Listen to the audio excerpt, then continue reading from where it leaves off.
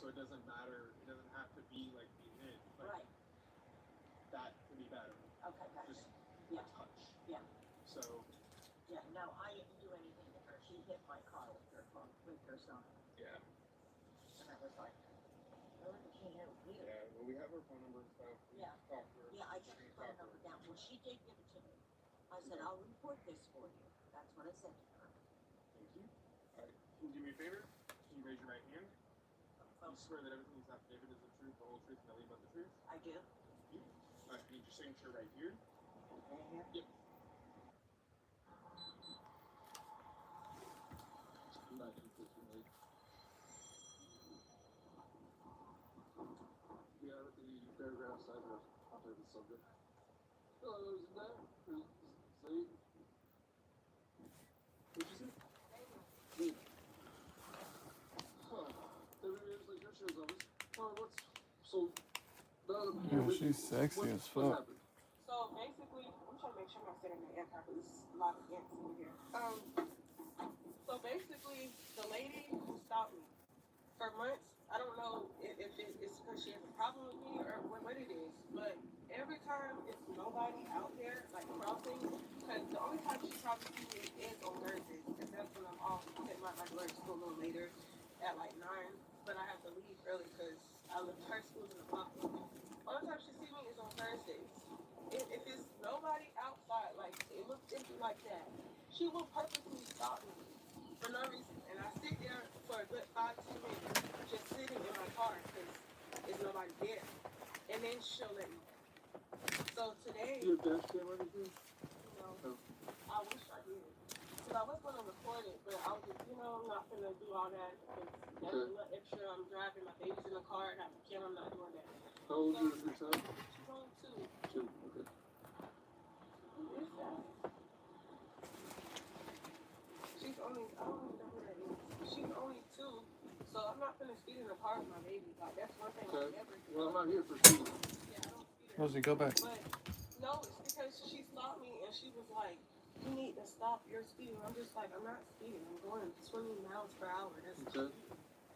And she literally like, can I demonstrate? Sure. But, so my car is right here. It's like the line thing. First, she was right here. And she told me to stop. Then she walked up to my car and it was like, you need to stop. And I'm just like, why are you in my car? So I backed it up and I put it in the car. And she's walking closer to my car. Every time I try, back up to avoid her, she's coming closer. So I put my car in park. So she's on this side of my car. My car already been damaged from October. Since I might Right, I can see that's older damage. So she was standing like this, trying to point at me. And I'm just like, can you please move like a Kimberly, welcome in, Kimberly. Make sure y'all double tap that screen, hit that sub button if y'all new to the channel. I'm looking for my leggings. I have some gray leggings. I found my white ones. She's literally standing right here on the side of my car. She's literally a step away from the sidewalk. She's standing on my car. And I found my black ones, but I can't find my gray ones. I backed in reverse and I speed past her. Why? Now you're hitting my car. I'm not doing anything to you. I'm in the car. Didn't even get She's out. hitting it with what? Her stop sign. Where? Play some kids pop, please. I can't play no music. She hit my car right here. Right here. She hit it with a stop sign. Okay. Okay.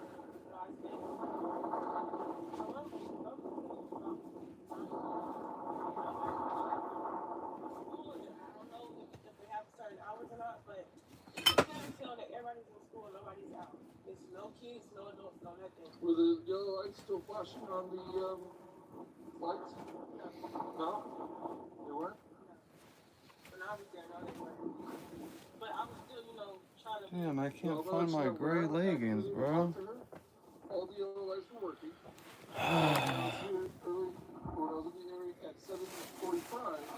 Thank you, Kimberly. Did you hit that sub button for us, Kimberly?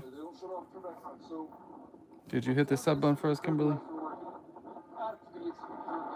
And Aiden, did you hit that sub button for us too? They were still flashing when you went through the incident occurred. So if you determine that they weren't flashing, it's false. Appreciate that, Kimberly. Okay. Aiden hasn't hit that sub button yet, though. I did make a burger tonight. I can't find my freaking gray leggings. I got my black ones. Cause look, you guys want to see my outfit I bought at the store today? I'm gonna wear this tomorrow, but I'm trying to find my gray leggings to put on under.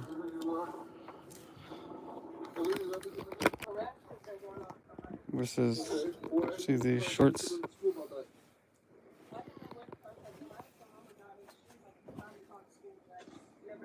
This shirt. But I'm trying to find my gray leggings to put on underneath. So what's gonna happen now is based on witness statements and everything, you're going to be able for aggravated battery before the vehicle. Okay?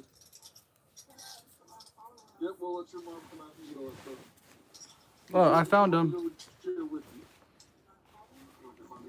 Which one is that? The green one or the one on the right? Y'all like these? 1950, Miss Brown's 1050. Can I lock it to call her dad? I'm gonna let your mom. Then I got a hat to match it. Told you, aggravated battery with a motor vehicle. That's not what all the witnesses say. Your statement does not match what our independent Appreciate witness said. that, Kimberly. What did the witness say? Witness said you drove up and you were in the crosswalk. I wasn't going to. Can you at least bring a door to my mom? We will.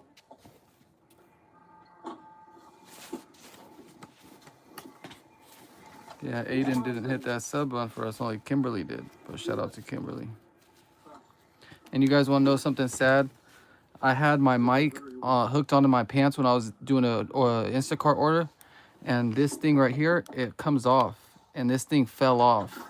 So when I got in the car, my mic was just like this. And I'm like, oh.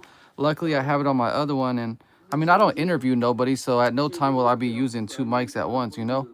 So I just had to switch it when this mic dies or whatever. But I probably can order some more of these on Amazon. Crossing guard intentionally with her vehicle, disregarding the crossing guard's orders to stop. So she'll be going to Lake County Jail. She'll have no bond. Man, it's what? Let's see how hot it is. It's still hot outside. Go to the weather app. Okay. It's 70 degrees. It don't feel like 70 degrees. It still feels like 80 degrees outside. It's still hot. I have an independent witness. But these are dope. They got a design right here. I have no idea now. A design up here. Design right here. Design right here. Design on this side. I like the feeling of these shorts. And then the cool pockets.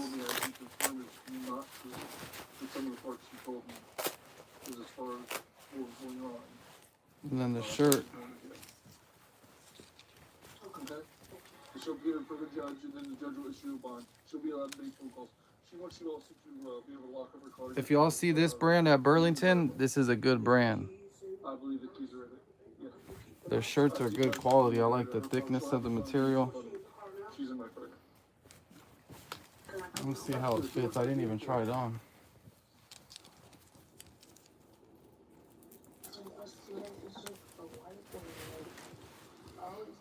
Oh yeah, this is dope.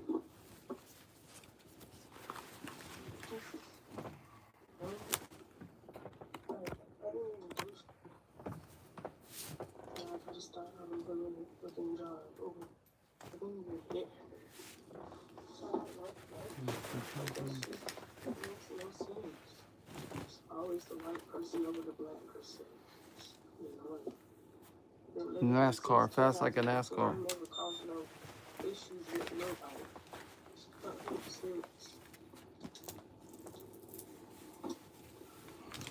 Lady been harassing me for months.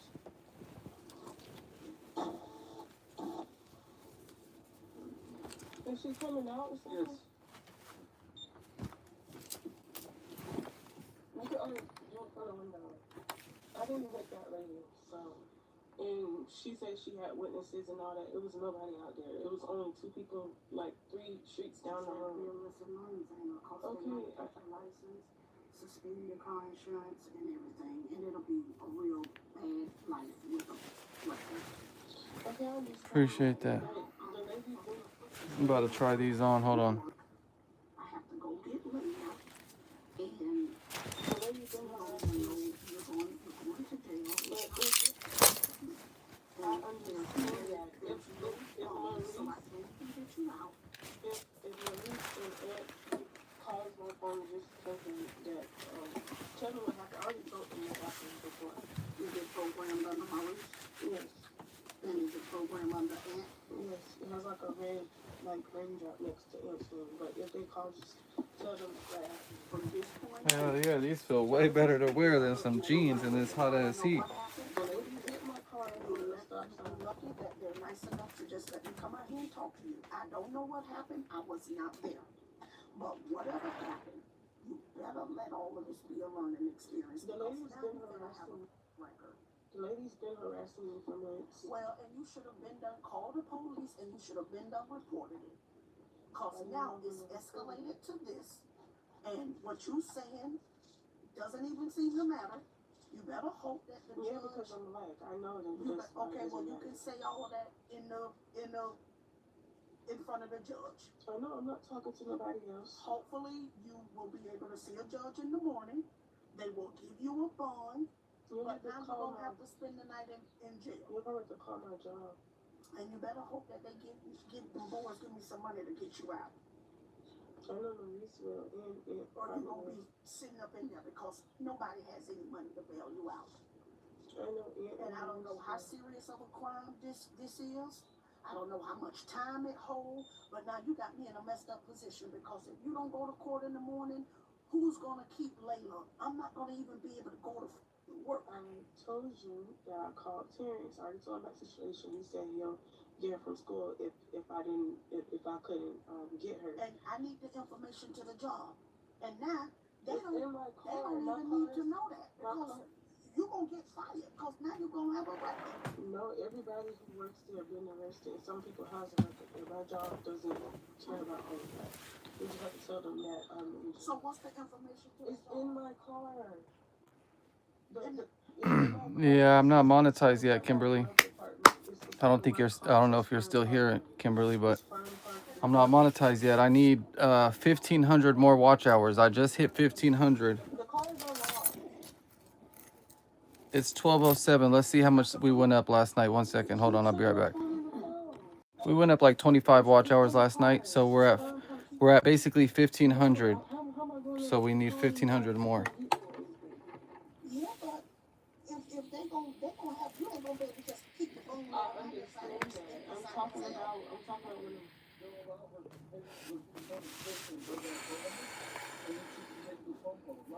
Shout out, Kimberly. So you telling me if Maurice called me, you wanna try to give me his phone number so I can call him and tell him what happened? I mean, I can if he can unlock my phone and just go to the contact. It's in my car now. The phone number to a couple of people to call him and Yeah.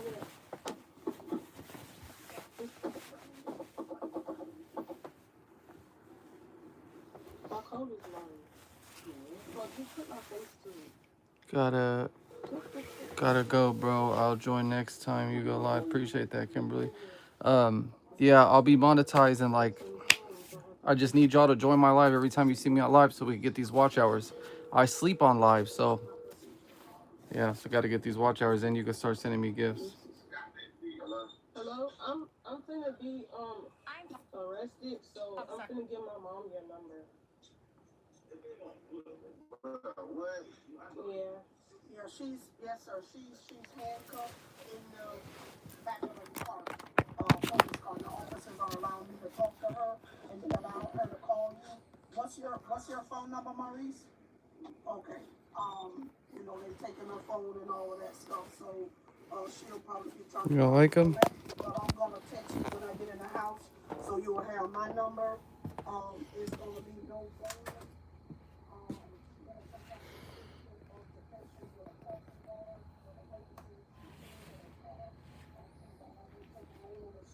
So she got no bond for right now, but hopefully she'll go before a judge in the morning and they'll give her a bond so we can try to get her out. Get your butt in, Bobo. Go and do your washing. So I'm gonna text you real quick, so you got my number.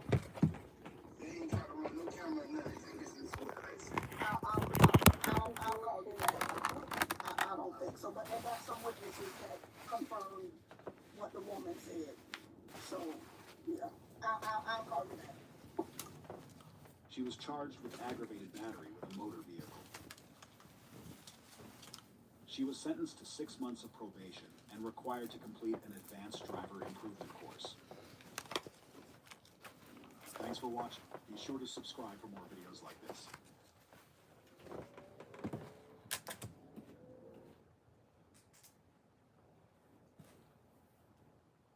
Every carrier has goals in mind. Achieving them takes steady work. And right now, Amazon Relay has plenty. Whether you work as a team or ride solo, drive box trucks or pull containers, have a trailer or use ours, we've got work for every carrier. Local or long haul, spot or contract, with quick payment options. Plus, Relay is free to access. Sign up or sign in online and book using our app. So wherever you're headed, let Relay take you there. Gemini, I am 30 days out from my first marathon. Can you give me a personalized plan for the next 30 days to structure my fueling and recovery? Hydration, tapering, nutrition, long-run recovery, sleep optimization. Thank you, Gemini. You are that girl. He came over to the counter and went over the counter and said, I'm gonna beat your ass, you stupid. Talk to my dad that way. She goes up, she's like, he wants to buy alcohol, but he's with these 2 younger ladies. Okay. And I'm like, they're my, and I was like, I told that lady, I was like, they're my daughters. She comes up and she's like, you know what, those aren't your kids. She's like, you're a weirdo. So right there, she had just spit on me. And they're trying to take her back and tell her, Sarah, don't do that. What do you want? Sarah, you're fine. What do you want? You're fine. What?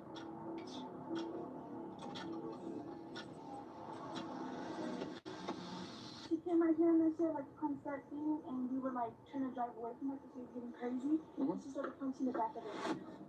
On September 19th, 2025, officers were dispatched to a gas station after a dispute between an employee and a family of 3 turned physical. When officers arrive, they find the employee first and confront her. Hi. You guys want to talk in here, or? Wherever you want to talk, I'll be the one talking. Fine. Okay, thank you, officer. The mom actually just called and she gave her first and last name, which is great. The children? Yes. Okay. What did the mom tell you? Well, what happened is just the gentleman came in and he had 2 young girls with him. Okay. They both look about the same age, with a lot of makeup, overdressed. He looked fairly young. I didn't know if they were his kids or not. So I said I'd have to ID all 3 of you. Okay. By the way, is this mom's name or Yes, is this? I think that's mom's Drip, name. drip, She drip, talked to our drip. manager. Sarah is the one that spit in my mouth and in my face and tried to punch me. Okay. Do you have video camera footage of that? We should have video camera footage of that, and then I also have, where is, okay.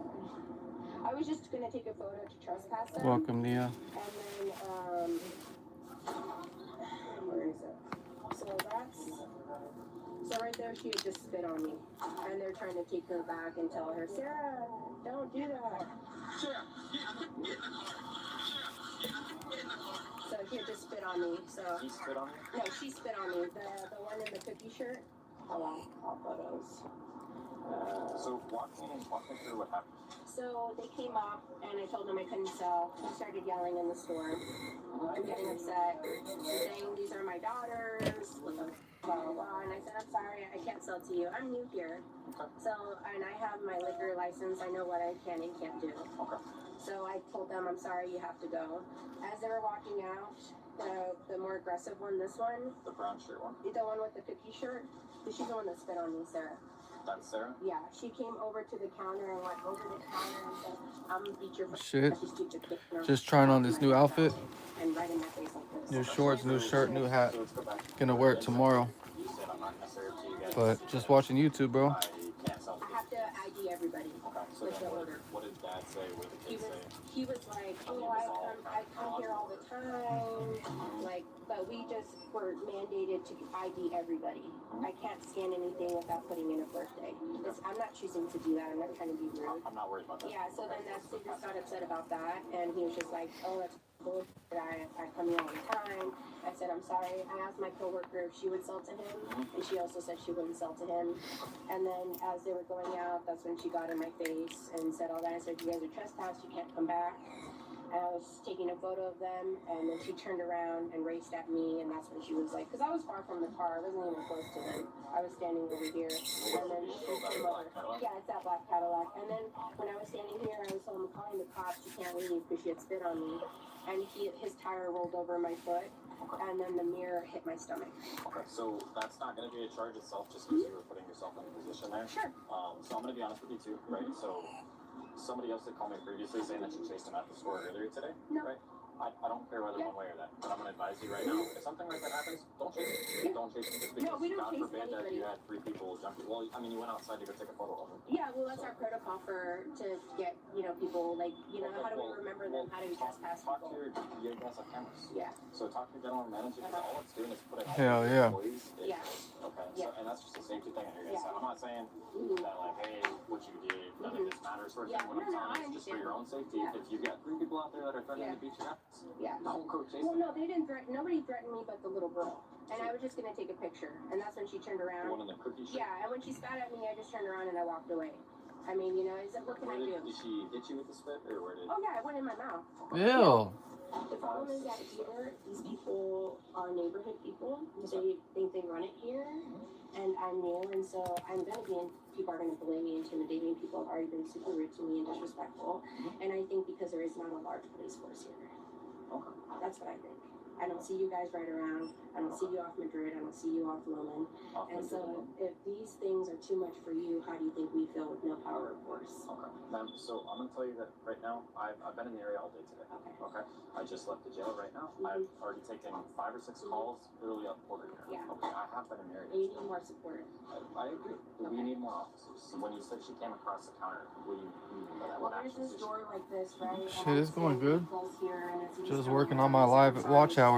Halfway there. Was the counter on that side there? Just got to do exactly what I just did right now, and then I'll be monetized. I'm about to just start doing 24-hour live streams. Like, even if I don't have to, even during the day, if I'm working and I can't have the camera on, I'm still going to at least have the live on.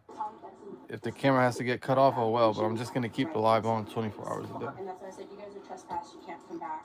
And then I turned to grab my phone, and they literally ran to the car, and that's why I had to go as far as I did to take the photo.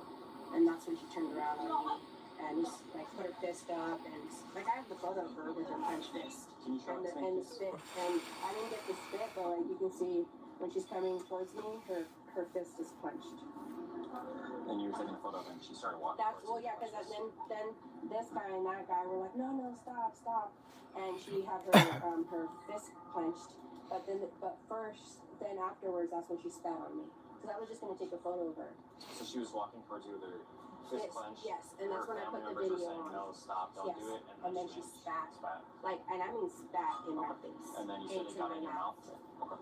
Yeah, to the right here, because I kind of turned when I saw her go like that, and I turned, and it got like in my mouth and all over my face. I think she just needs to learn that lesson. I've been there, I've had that attitude of anger problems, and that girl is going to go from spitting to hitting to punching to kicking to stabbing to shooting. And she just seems like one of those. And I'm sorry, but I just didn't believe they were his daughters. If you would have looked at them, they don't look like minors. They're not appropriately dressed, and to me they look like older women, but that were still over 21. I wasn't trying to be rude or be disrespectful, and I simply just said I had to card off her name. I never made any inappropriate comments, or I didn't feel like I was rude at all to them. And when I said I'm sorry, you're gonna have to go somewhere else, that was my way of saying like just move along, because you're causing a scene, you're screaming, your daughters are all hoopty howling or whatever, you know what I'm saying? And so she needs some sort of repercussions for this, because the mom's calling here talking about who are you, Yeah, what are you so doing? actually, let's go back to that. So what happened when you talked to mom? So you came back in store, they left. Yeah, they left, and then it was only like 20 or 30 minutes later, she called and she talked to the other girl and said, I want to talk to the manager, but we don't give out his number. So then she gave me the number, and I said, okay. So I called and I said, oh, hi, my name is Danny. You're calling about the incident that happened earlier. She said, yes. I said, was that your daughter? And she was like, why do you want to know? And I said, I'm just wondering, was that Sarah? Was that the girl? Well, I'm not going to give you her name. I said, okay. I said, well, can I have your address or your information so I can pass it along? Oh, I'm not giving you that information. And then she hung up. Yeah. Danny's version is detailed. Why would you ask for Still her just one side of address? story. The fuck? Officers now track the family down to their home to find out if things really went down the way she says they did. How's it going? Good. You're okay to go back inside. The female that was in the black cookie shirt, I'm gonna need her to stay outside. Okay, that's fine. They were both there. Okay. Do Do you mind just telling me a little bit what happened when they go inside? It's weird, man. Like, so we're watching the Canelo fight. We stopped to go get some food. Yeah, you're more than welcome to. Yeah, of course. You're Erica, right? Yeah. So we stopped to go get some food over there. And I mean at the Chevera's, and then we went there, and I was like, asked mom, and she's like, maybe we can have like a drink or something to watch the fight. So like, okay, we don't get the fight, we get in the line. My daughters are like, Dad, can I get some drinks too? And I'm like, yeah. So I think they grabbed like a Powerade and like a tea or something. We stand in the line waiting. There's a lady that was there. Kind of, you could just tell already how she was done. Cool. You just want your sister? Just, like, if we need you, we'll call you out, okay, Mom? Yeah. What's actually your name, really quick? Shayla? You say? Shayla? Okay. Actually, I'll have you wait inside for right now. We'll come grab you in a second, okay? So we first get there, I put it up and I asked her, and I just have like this, I was like, hey, I was like, do you have a bottle of like, Alright, bro. Like a pint? It's like a small, and she's like, yeah, but I'm gonna need to have to see their IDs. And I was like, oh, it's okay. I have no idea, bro. She was like, and they were sitting there, and she's like, going, I was like, and I just like asked her, like, hey, in the bottle? And she's just like, I said I need their IDs. I was like, they're 13. And she's just like, she said, I was like, I come here all the time. And I was like, they're just my daughter's getting a drink. Like, I was like, I'm not, those are my daughters. Like, you know, she's like, looks at me weird. She's like, so she opens a side door and she kind of stands there and like waiting for this lady, but she's helping somebody. She waits for a minute. And I told her, I tried telling her, I was like, I've never had this problem. You know, like, and she's like, didn't want to hear me out. And I was like, okay, like, we'll take it off with her, you know? And the girl's like, she's like, she goes up, she's like, he wants to buy alcohol, but he's with these two younger ladies. Okay. And I'm like, they're my, and I was like, I told that lady, I was like, they're my daughters. Yeah. I was like, you know? Yeah, she's trying to make bro seem like he's a weirdo. What the fuck? He's got his daughter. I'm watching a police body cam video footage where a guy goes in the store with, I guess, his girl and his daughters, and he's buying alcohol, and then his daughters are, you know, getting Powerades or drinks. And she's telling when he's trying to buy the alcohol, he's saying, I need to ID everybody because it looks like you're with some younger girls. He's like, the fuck, those are my daughters. Like, they don't have to provide ID. They're not drinking. This is crazy. Plenty of times, even with my daughters have been in here with me before. I said, I've never had that problem. Like, we come in here quite frequently all the time, not even to buy alcohol, but that's just our local store here, or like going to Circle K. Okay.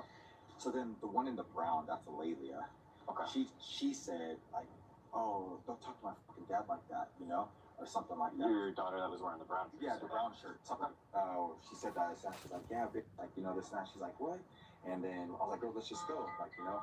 So as we're getting out the door, that girl is starting to make comments to my daughters, saying like, oh, I am fucking scared of like, I think like, I don't know, there's just so much going on. I think she said, like, Cooper, what's good, bro? Fighting, I'm not scared to fight some little ass girl. I'm not scared of some little ass girl. Like that. Like, I'm from California. Like, that's what she wanted to keep saying. Like, you know. I was like, what the hell? And then like, so we're walking out now, and like now we're passing the car, and she's like now following behind us. Okay. And then she turns on her phone and starts like recording, and she's following us, like, you know. And I was like, okay. Well, then as we're going, her and my other daughter, the one that was in the black, were having words, and this and that. My daughter was just like, I'm scared of you too, you know, and this and that. That was the daughter in the black shirt. Yeah, that was one in the black shirt. And then the girl was like, what? Like saying something, and me and the one in the brown child like grabbing her. Like, let's just get in. Like, it's not that. Like, just let it go, you know. And like, she said she spit at her, but me personally, I don't really remember seeing her spit at her like that. I mean, there's just so much going on and just trying to grab things like that. So she said she did, and like I asked my daughter, she's like, yeah, you know, but I was like, I don't know. Okay, so my whole goal is to get my kids into the car. So as the girls end up, you know, just get in the car. I finally get in the car. She's like circling around, gets behind her car. She takes a picture of the plates and shit, and she's doing all that. And then after she does that, she literally turns off her phone, puts it in. And I'm in here now, and I'm like just following her too, because I'm just like worried, like, what the hell are you doing? And she comes up and she's like, you know what? Those aren't your fucking kids. She's like, you're a fucking weirdo. Like, you know? She's like, it's like trying to talk shit to me. And I was like, shut the fuck up. Like, you have no business coming out here like trying to still antagonize us. Like, that's crazy. So then she goes, and now she gets to the front of my car and she stands in front, and I'm like, okay. So then I put it in reverse. But I think there's like a car, I don't know why we didn't reverse, but she starts hitting the front of the hood. Okay. And so she punches the hood, and I'm like, okay. How many times did she punch the hood? I would say like once she punched the hood, and then because my daughter was in the black, shirt, the one in the brown sat here, the one in the black sat here. She like stood right here, like if she wants to challenge her. But then there's another car that was on the other pump next to us, and she was having words with them, talking shit to them now. Like she's like, there's another guy that had nothing to even do with that. I want to say he's like an older gentleman, and he was like in a Honda or something like that, like a darker Honda, maybe a darker blue. And she was like now having words with him. And so I was just like, okay, well she's like really close, like I wasn't trying to hit her, and this and that. Well then she hits my car again on the side. I think she hits the window. Fuck you up, bitch. Michelle, I'm you're gonna fine. fuck you up, bitch. You're fine. Put- Just get in the fucking car. I know, I'm trying to report her though.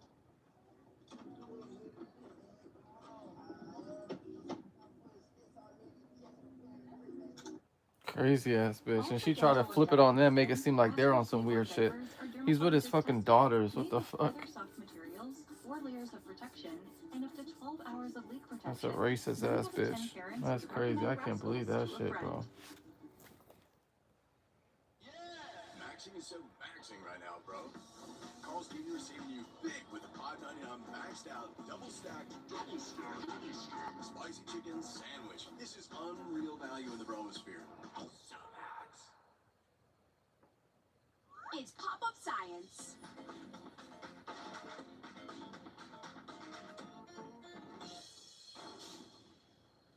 Some people think I'm a little pushy. It's my job, sharing fun ways for parents to explore science with their toddlers. Start with something simple, like push and pull. This is how we push the car. Can you push the car? And then I'm just like, okay, now I'm just gonna fucking leave because I don't know what she's gonna do now. So then I just start to go forward, and as I'm going forward, she starts hitting my window again. It's all the passenger side. Yeah, all on the passenger side. My daughter, that's in the brown, recorded it of her hitting the windows and stuff like that, and just like my daughter's like having words, still talking shit back and forth with her. But she recorded her hitting our window as I'm trying to just leave and stuff like that. She's like, finally we just left. I came home. I was like, what the fuck just happened? Like, I know my daughter was wrong for that. She should have never really said nothing. But at the end of the day, like, you shouldn't try to tell another girl like, oh, I'm not scaring you or no little kid. Like, I'm from California. Like, what does any of that have to do with what's really going on? You know what I'm saying? Yeah, and I totally understand that. And I'll be 100% honest too. I had a call earlier today as well. She followed somebody else out in the parking lot and was taking photos of them. So I had called them after they came home, and I was like, I want to talk to your manager. Why is she leaving the store after people? My daughter does have behavioral problems. You come after her, she's going to come after you. There's been a long history of you all coming out to my home for her behavioral problems, for assault and all of that. So when you come after her, she's going to feel threatened. She's going to come back and she will. That's just how my daughter is. And so, Daughter don't play that shit. That's unprofessional for a business person in any kind of establishment to come out of the store and follow somebody. And so I told them, I want to talk to your manager or whoever's in charge. She needs to probably be removed for the remainder of the day and not come back into the store. I said, from what he was telling me about when they were standing in line, about the other conversation she was having with other people, which is why he thought he can joke with her and say, oh, they're 21, jokingly, and then her to act like that. And then it just escalated. And I said, and then for her to come out of the store, I said, I want to talk to your manager, and I'm going to tell you to the other store employee, Sarah, I said, she needs to probably be removed for the remainder of the day and not come back. Because what I heard and what she did to my family, and I have the video recording of her hitting my car, I said, I will press charge of her for hitting my car if she wants to call law enforcement. Because she came after my family too. There's no reason for her to leave that store. My daughter felt threatened. So she was like, I can't give you my manager's direct number to group chat. So can I get your number? And I said, sure, here's my number. Well, then that girl Daniela called me and she said, what's your address? And I was like, this isn't law enforcement, this isn't a manager, and that's not a question that you would ask somebody who's trying to investigate what happened. She has no right to it. And she said, she said, California, we're from California, so we know that area code. And so she said, what's your address? And I was like, excuse me. I said, who are you? Are you the manager? And she was like, were you in here with the two girls? What's their names? And I said, are you the manager? And she's like, And I said, if you are not the manager, she's like, I'm a store clerk or something like that. I said, if you are not the manager, do not call my phone. With both parents heard, officers still have the two daughters to get to, but in the middle of piecing this together, a detail comes up about the girl who spat that can change the outcome of this incident. I mean, like, I get it was wrong, and I told my daughter too, but my daughter's like the one, I'll be honest, like the one that like was trying to fight with her. She just have a little bit of history. She was on probation. What's the brown shirt or the No, black the shirt? black shirt. She What is she on probation for? Assault and fighting. To who? She like a teacher or you guys? She has like Spent battery on us. school, battery on other kids at school. yeah, stuff like that. And But she's actually, honestly, like, despite what happened tonight, like that girl's probably, she's been doing hella really good. good. Like you can probably go yeah. through history and see like the cops are at Her one point were grades here are like up. every week for her. And she actually went to juvenile hall. We put her on ankle monitor. She went to juvenile hall. She's got out. I think like the whole juvenile hall kind of like scared her a little bit and changed her. And it's just been like whole directions. Her And then grades are seeing her do up. that, I We just told had her. a meeting on Friday for her. Like, she's doing amazing. Like, everyone's like, And I just told her, I said, hey, I said, I'm gonna be honest with you. You've been doing so fucking well, like through probation, through everything. You have not messed up your grades, like everything. I was like, you know, by doing that, you could get yourself like back in trouble again. You know, she's like, I know, Dad. She's like, but she was coming at me and she was just talking. Did you hear her? And I was like, I heard her, but. So like, and I tried telling her, like, those are the things which I've been teaching you that when you do get in those situations, because this isn't going to be the first time someone acts like that. Correct. I said that you need Especially to, in Christmas. yes, and I said, you need to. Hell yeah. I said, yeah, and I said, you need to walk away. She said, I know, but when she came out the store, she was saying that she's like, I ain't scared of no little ass kid or some little, like, you know, she's had her story of saying it. I did hear her say, like, she wasn't scared, and I'm from California, and blah, blah, blah, this and that. And when I was like, wait, we're not scared either.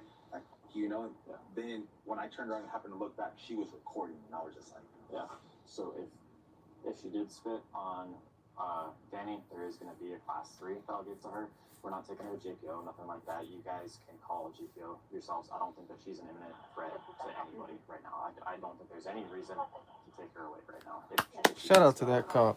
yeah, because In that like I aspect, said, as soon as it's we're walking out the door, that she's already talking about she's. That cop knew from the beginning when he was talking to that first lady that she was on bullshit. I get it, but like as you're walking out the door saying you're not scared of some girl and better like all this and saying all that, like you're just really challenging somebody, but then like you kind of played the game, I guess, right? By trying to record and all that, and then you turned it off when it was convenient for you. But yet, when you went to the front of my car, pounding on the car, pounding on the window, telling my daughter. Yeah, what about that damage she did to that? She can't just hit somebody's car and get away with it. Yeah, so I have her footage. I told her that I need to talk to the store manager and everything like that, and I'll make sure that I get the camera footage separate out of Danny, so Danny has no involvement in the camera footage, right? Okay. I want to take a look at the car. I'm gonna photograph the car right now and everything like that, right? If that's okay with y'all. Yeah, go ahead. And then do you guys want to pursue criminal charges against Danny? Hell yeah. Fuck yeah. Fuck that bitch. So I'll have to ask your daughter, right? But possibly what we're going to be looking at then for her is that if I do get camera footage and everything cooperates, is that we might have criminal damage to property depending on vehicle and what shape it's in, and then we'll at least for sure have an assault charge from Danny to your daughter. She's going to be the one that wish to pursue charges. Like I said, if I could take action on any sort of thing towards Danny tonight, you know, because you used the exact right words of she played the game. Oh yeah. That's what information I have off of. Like I said, I'm not biased one way or the other way. But when somebody wants to pursue charges, I can't negate that. I can't be like, oh, I know you want to pursue charges. Just kidding. No. And like, I mean, knowing that she's trying to do that to my daughter, like, and I know like how serious it's gonna be for my daughter, like that's not right. Like, Yeah, you gotta press charges against that bitch. Fuck her. Playing with a little ass kid like that. They said like, just let it go. Yeah, and what I'll do as well too, after I talk to your daughters and everything like that, I'm gonna call a supervisor and then kind of get the supervisor on the situation of what happened and get his recommendation on if there's any avenue that we can kind of take. And I think, I mean, the other part is too, is then it's like she also had a prior earlier today kind of doing the same thing. So it's like, what's the coincidence that like it's 2 times like. Well, and that's going to be documented in my report as well. Yeah, so you know, it's like how many times, I mean, like, and I get that, man. It's just kind of like, that's just, to me, it's kind of like, not well, right. let him do his job. Yeah, no, you're good. Yes, I want to pursue charges if she's, because you cannot be getting my, this is my vehicle. I didn't go to the store with them, I stayed home. Yeah, is this your neighbors or, do you know these guys? Yeah, oh, okay. Yeah. Oh yeah, you can talk. Maybe like that or something. Okay. Yeah, so she was in the back, but then she was here, hitting up here. somewhere, and then Kind of like, where this is white. yeah, probably like hitting up here, maybe. And then she went, like I said, you'll see in the footage. Man, Yeah, when and I can see there's kind of some smudge marks as well. yeah, when you're over there, you'll see in the camera. She went from there, standing like right here, talking shit to like my daughter, like through here, talking smack to like somebody else over here. And as that's going on, I'm just like, dude, I just need to fucking leave because now my daughters are wanting to go out and fight, and I'm just like trying to get my kids out of here. So I literally just took off. No, and you did the right thing exactly by taking off. At the end of the day, you just need to get out of the situation. Well, and that's what I'm telling you too. Like, you taking off was exactly the right thing. It just seemed like it was gonna escalate to something that was more than what it did need to be, and that's just where I was at. And that's the thing that I told Danny as well, and that's what kind of got her a little frustrated with me. Is I was like, hey, I'm gonna be straight with you. You getting hit by the car, your foot ran over. That's your fault. I know if that was them trying to leave, you put yourself in that kind of Well, and then it position. was kind of weird, so I just hope you document too. It's like then she called off her personal phone too, asking for like our address and stuff like that. So it's like, how are you claiming to say like? Yeah, and she admitted that to me. But it's like that's also not a crime technically. Should you give that information to her? Absolutely never. No. Should she ask you guys that information? Absolutely no, never. Yeah, no, I told my wife, I was like, dude, who is that even? Oh, my name is Danny. I was like, that's because that sounds like the girl that was in there. And I don't mean to interrupt. Do you have your ID on you too, man? Okay. You want me to bring one of the things up? Let me grab all their information first, just so that way when I'm talking to them, I could just talk to them. I don't have to do this, back and forth writing thing. You know what I mean? Yeah, and then if you don't mind grabbing the daughter in the brown shirt. Bring Alelia. We were with my dad, and then she told my dad that he couldn't buy the weed that he needed ID. And my dad thought she was joking, so she said that they're okay, they'll pass, but he was just joking because he thought she was joking. Yeah. And she goes, no, we need the ID. It's like, you can't buy this drink. So then my dad was like, what the heck? So then she had asked another lady, and she was like, just get the hell out of my store, get the fuck out of my store, something like that. Mm-hmm. And so I cussed the I had told her to be whatever, don't be talking to my dad like the B word, Yeah, you can say it if your parents are around. That's fine. So she had followed us out the store and stuff like that, and said, I ain't scared of no little girls and like cussing at us and stuff like that. And I don't know, it seemed like she wanted to fight, And so we got in the car, and she started, she was recording it, and she stopped recording it. She started banging on the front of the hood and stuff like that. Okay. And then she came right here, and then she had punched that thing, and we were trying to drive away from her because she was getting crazy. And she started punching the back of the window too. Okay. And then the last kind of question that I've got, did your sister spit on her by chance? Anything like that? Yeah. She did? Okay. Did your sister say anything to you about her spitting on her? No, my sister said that she was just really scared though. She wanted the lady to she thought if she did that, the lady would back up because she was scared, Because Okay. it's gonna get her all crazy. Okay. Did you think that she was gonna start fighting your sister? No, but I thought the lady was gonna fight her, No, that's what I mean. Did you think that the gas station clerk was gonna start fighting your sister? Yeah. Okay. Amazon Music. Oh yeah, little sis answered that question right. I think the one in the black is the one that's on probation, so she should be fine. Ria, welcome in, Ria. Make sure you double tap the screen. Miss Rachel training plans and potty training essentials your little one will love. Available at Target. So, what do we think? Are there any synergy? What are the benchmarks? I'm watching this police body cam, It has the name Gerald. and this guy walked into to buy some alcohol and buy his kid some things, and the lady made some joke, and he joked back like, "Oh yeah, they're over 21," just joking with her. And the lady was like, "Oh well, then I have to ID them," and she really wanted to ID them. He was like, "These are my fucking kids. I come here all the time. Why do you have to ID them? I'm not buying alcohol for them. It's for me." And she went out there and followed the people and started hitting their car and doing all this shit. And she called and lied, and hopefully she's gonna end up going to jail. And she's trying to make it seem like bro's a weirdo. She was like, yeah, this guy came in and tried to buy alcohol with minors, and they're all dressed inappropriate. Like they're at the house. The dude's there with his wife. These are literally his daughters, and she's over here trying to make it seem like he's being weird, trying to be with little girls or something. These are literally his kids.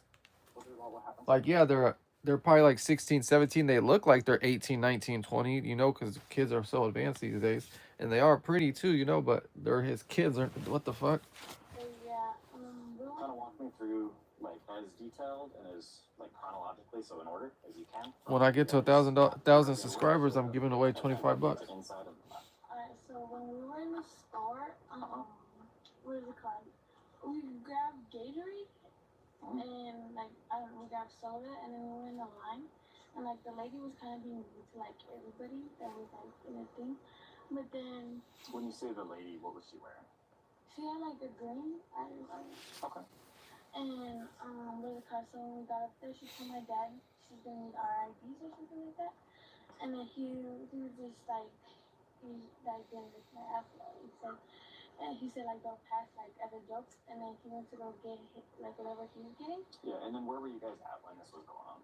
Like in the like where they check out. Yeah. What was the store name? Do you remember? Chucky's. Okay. And when we were checking out, and then she was like being serious, and then he's like, "They're my daughters," and then like, so she was like being recently when we walked out, like I was like, "Don't talk to me dad like that," like you know, like, and then we walked out, and then she followed us, but she didn't have a phone at the time, and she was Bro, like, that shit is crazy. What the fuck? or something like that. She was like, what did she say? I forgot what she said, and she was like kind of rushing me. Wait, so which one's the one that's on probation though? That's what I don't understand. What was her body language like? Like I don't know. Can you kind of show me really quick on camera? Like you can walk towards But me they if you should. want. I mean, they're not gonna take her to jail, but still, they shouldn't even charge her. Her arms, what was she doing? Like her arms, like I don't know. And then she like grabbed. Yeah, can you walk towards me and kind of show me? I don't remember. Okay. And then on dad. That's okay. So she was coming at you. Yeah, and then she grabbed her phone, and then she started recording. And then Grown ass lady too. Did at her, like for her to like leave me alone, but she didn't. So then I forgot what happened. Yeah, we went to the car, and she banged on the hood, and like telling us that we need to get out.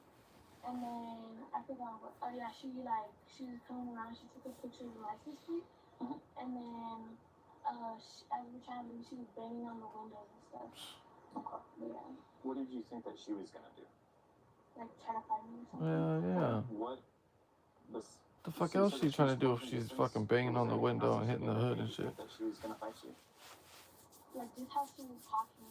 Like yeah. Were you scared that she was gonna fight you or hurt you? Okay. If I do have enough evidence for everything, would you want to pursue criminal charges against her? Yeah. Okay. Hell yeah. What the Go fuck? back inside if you want, okay? That'll work, because we'll probably, to be honest, the way this is going to work is probation is going to want to obviously request everything to see how it's going.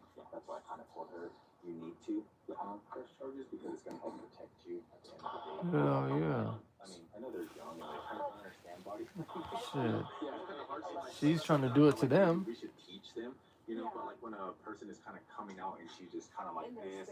Yeah, you know, like it's like the footage, you're coming at them and you're saying stuff like as far as, I think they take it as far as like maybe not so much of the body language of somebody's coming towards you, but as far as like when you're challenging by words, things that you're saying is more probably more than Yeah. But like when you're pounding on the door, and telling her to get out of the Exactly. car, and you ain't scared, and the girl's like, Mom, and this and that, and like, you know, they're having words, you'll see on the footage, like, it just gets out and she's yelling the same thing, like, I ain't scared, get out of the car, and that's why she would not leave, and you're just like, No, I guess let me call him really quick. If you guys don't mind, just waiting outside here for a second. It'll probably be a really brief phone call, and I'll be right back. okay, thank you. So Shay and then France, this is kind of what's gonna happen here. Okay.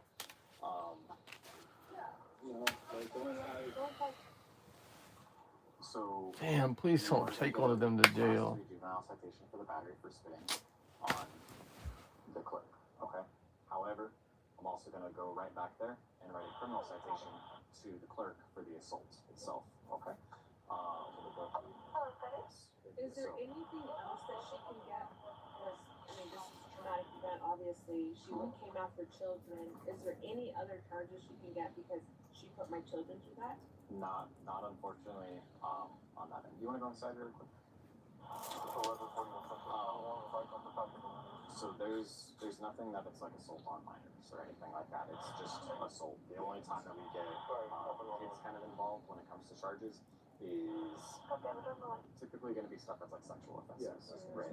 Hell yeah. Yeah, like I said, if I could print this out here right now, I would. And then the other officer that's in my district right now, which is over here, she's a little tied up, so I'll have to go back to the station, print it out, and come back here. I know you got to deal with her too, so. Yeah, and that's the other thing. So what I'll do is, you can just give us a call. Yeah. Like I said, And if it's like inconvenient, like I said, we could always pick it up too, you know? no, I'll make sure that I get you guys one tonight. I just didn't know if it was like a, hey, you want me to knock on your door, if you just want to leave it somewhere or something. Yeah. Oh, okay, cool. I'll do that. He's like, you guys are confusing as hell. And unless, like, God forbid, something else kind of crazy hits the fan, I'm just Hopefully gonna not. go straight Hopefully there. you guys are safe tonight. You know, everybody's pretty quiet. I appreciate that. And like I said, We support Chief Stories, so I mean, this is amazing. You all are amazing. So sorry for you having to deal with this and all of that. I mean, we have 8 officers tonight in the whole city. there's other things that are more important than need to. So you would think that on a Saturday, like this, just saying on a big night, they would have. I know it's hard. You guys are very understaffed, but I wish. Damn, they only have 8 officers for the whole shift. In the end, both Danny and Shay walked away with a misdemeanor battery citation for failing to de-escalate a situation. But what do you think? Should both parties have? Hell been no, the accountable for kids' their charges actions? should get Or dropped. we That have a bitch's charges should be 14-year-old with a troubled history should of stabbing stand. someone Fuck as a that. defense mechanism. Can't On be the other treating hand, little we have a kids like amped-up that. gas The fuck is station wrong with worker you? chasing down a little girl taking Go pictures. treat Let us go know do in an the comments adult below. like that. Make sure to Don't subscribe. fucking treat a little kid like that. Even if the kids are trying to act grown or an older adult, they're still kids, dude. Rosie, get your ass in here. Rosie, come on. Go.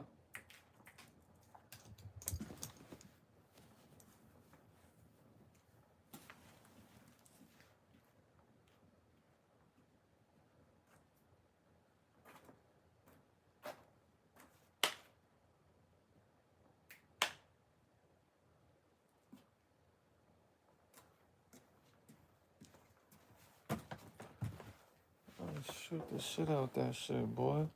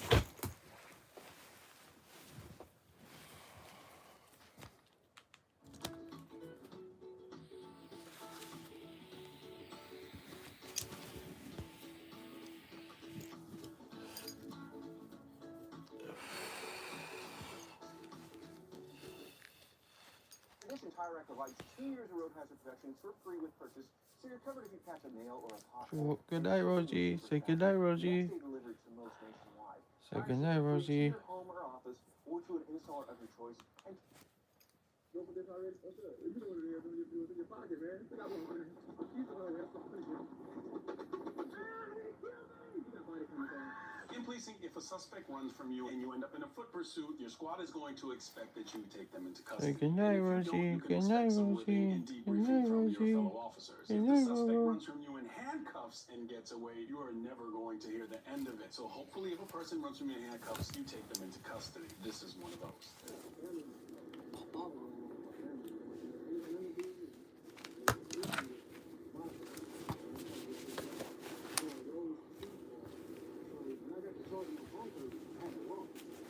Oh yeah, blood. I remember this one on Bro Gray. Folks get wild.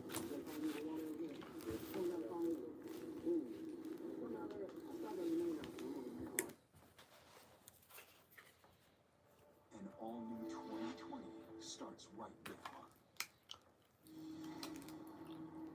You just kept stabbing and stabbing. I remember trying to defend myself like this with my hands, and that's where I got the cut. Jason was confronted by the assailant. Someone came into their apartment.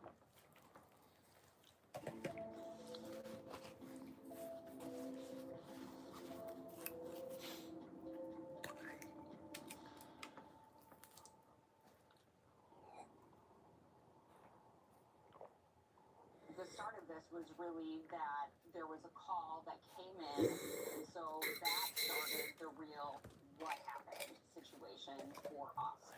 The call comes from 17-year-old Nikita Kasav's grandma. She's concerned about him. She's worried. She doesn't know where he is.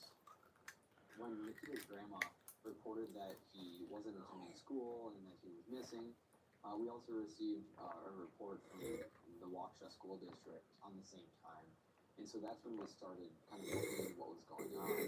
Nikita's grandma also tells police that she has this strange feeling about her son, Donald Mayer. This is Nikita's stepdad. Apparently, he wasn't feeling it. Donald has been texting her. She thinks he's acting a little weird. What's that word, y'all? No alarm. She thinks, okay, he's sick and he's acting kind of strange. My first involvement was February 28, 2025.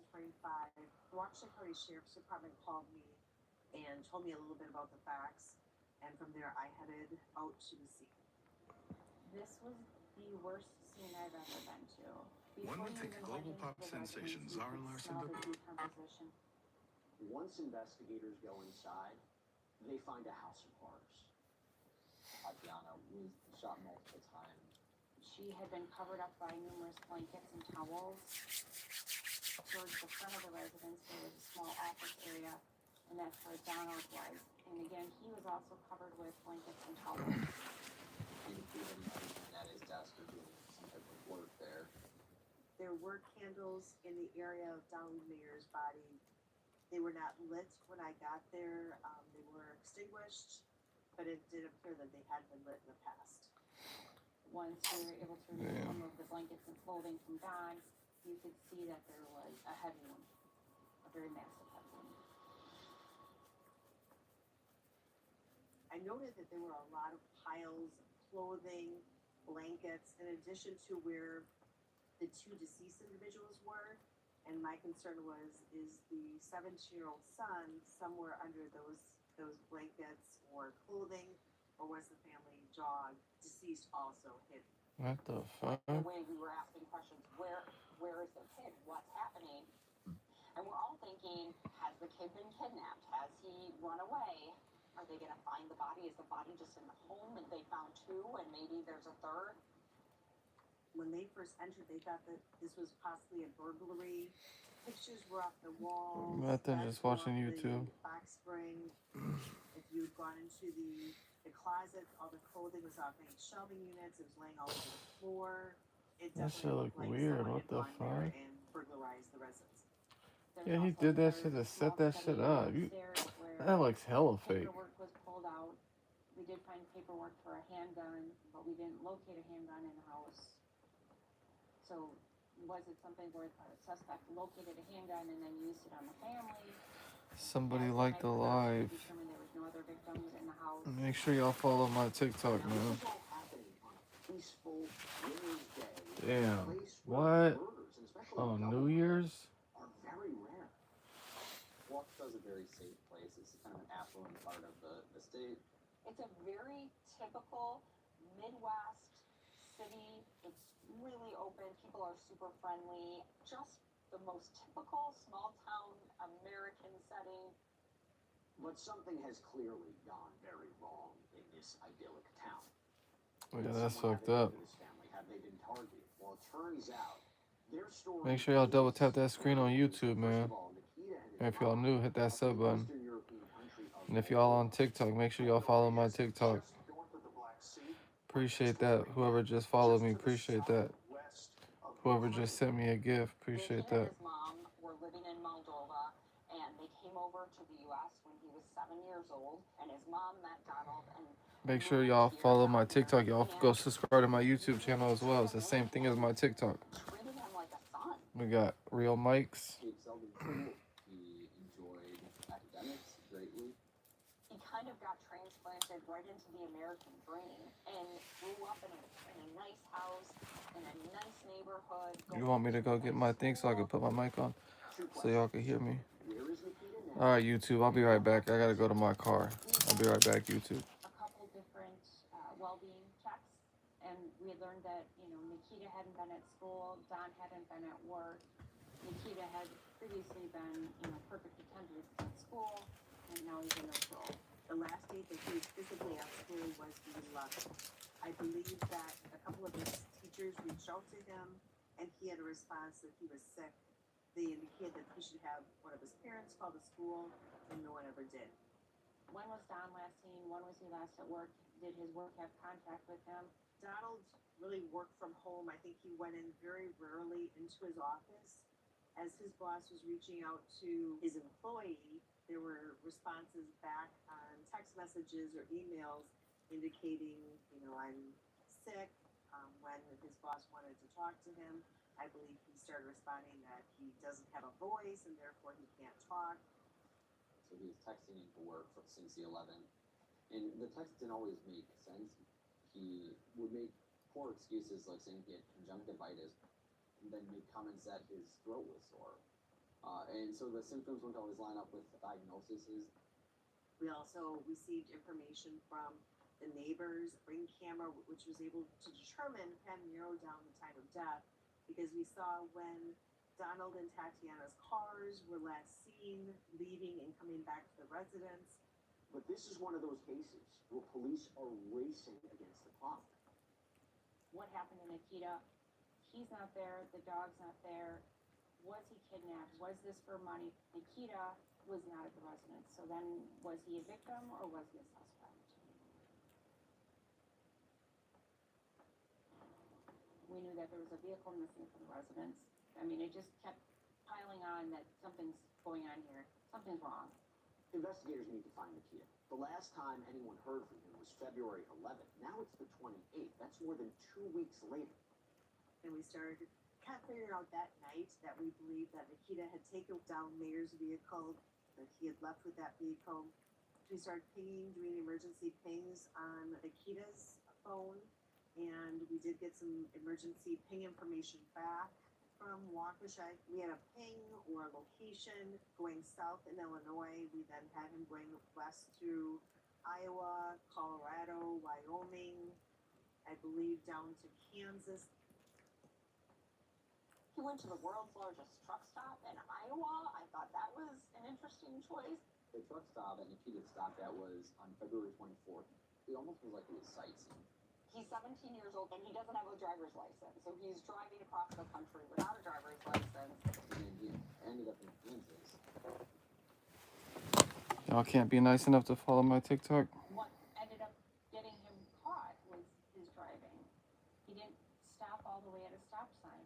Literally, that was the reason for the traffic stop, is he rolled the stop sign. They run the plates. Yeah. Well, he's got the same car I got, fucker. I just put that license. Damn, I don't want my car no more. I want to get a new car, bro. Got the same car I got. Damn, y'all couldn't even follow my TikTok. That's fucked up. He had done that the day before until he was got a ticket and he was definitely You see how they do me on TikTok, bro? They couldn't even follow my TikTok for me, man.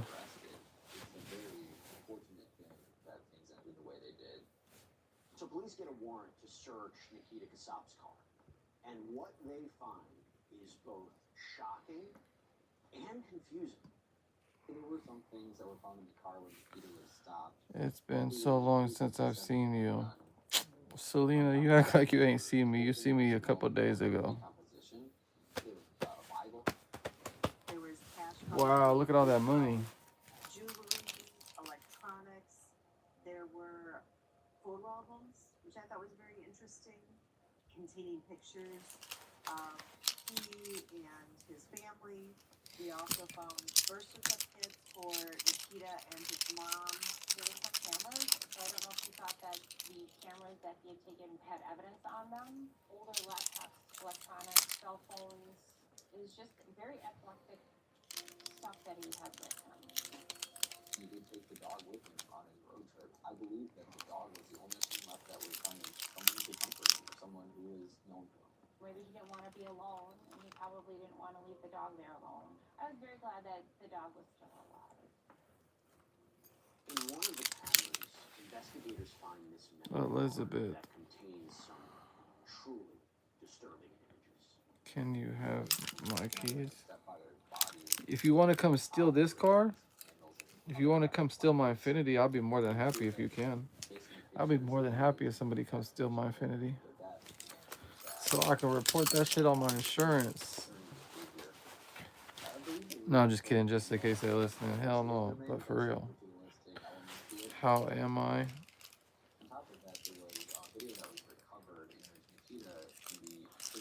I'm okay, Selena. See his rotten body right there. So as he's in the house with his stepfather, he's making comments about how his body is decomposing. It's unbelievable to say, but it seems that Nikita Kasab was living in this house with his parents' decomposing bodies for more than 2 weeks. Damn, that's sick, bro. What the fuck is wrong with these people? Mostly staying in the basement of the house. Fucking weirdo. There's like a TV room kind of thing where he had a couch Look how nice that shit is. Like, why would you want to give all that shit up and go to prison forever? level where both his mom Look how nice of a house you got. As police piece together what exactly happened during these last 2.5 weeks, all signs are now pointing to Nikita as the perpetrator of this Oh, yeah. Who the fuck else? I believe he murdered Dawn first, and then he waited for Tatiana to come home. I mean, she was still wearing her winter coat. She just had gotten in the door. I think it was pretty apparent that he had a plan, and he enacted it. Damn, 357 Magnum. He truly executed his parents. He shot him with a 357 Magnum, bro. You know how big them bullets are? That's a powerful ass handgun right there. Leaves Donald where he falls, and then just covers them up with some blankets and lives with them. And what's even freakier to me is that he's calling himself into school. He is pretending to be Donald to his work. He's pretending to be Donald to his mom, who is his grandma. He's covering his tracks, and he's Sick ass bastard. normal. He went grocery shopping. He went and bought fast food. He went to Culver's. He walked the dog. He took out the trash. He shoveled the driveway. He did all the kind of normal things that someone would do while living, but with his dead parents in the house. It wasn't that he just killed them and ran. He killed them and lived with them. And Not only did he kill them and ran, he killed them and lived with them. What a sick ass bastard. Sunshine. What happened to Sunshine? Medication at that time, and I didn't want to wait for it. Yeah? Where's all the bad bitches at? Say, give me some more, whatever they prescribe, without them saying, well, you've got to come into the office. We've got to look at it. Where's the baddies at? Can we get some baddies in here?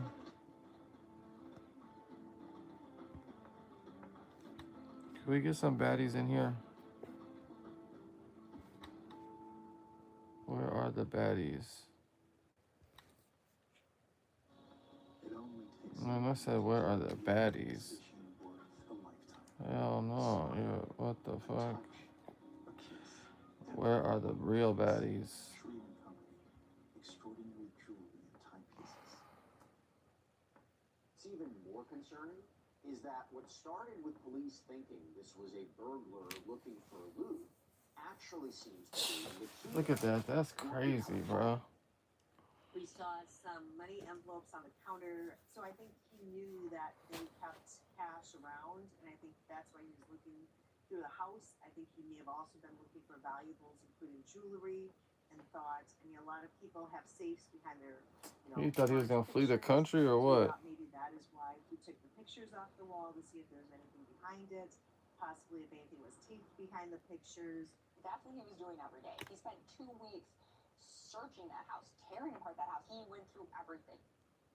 And at that point, it goes into why.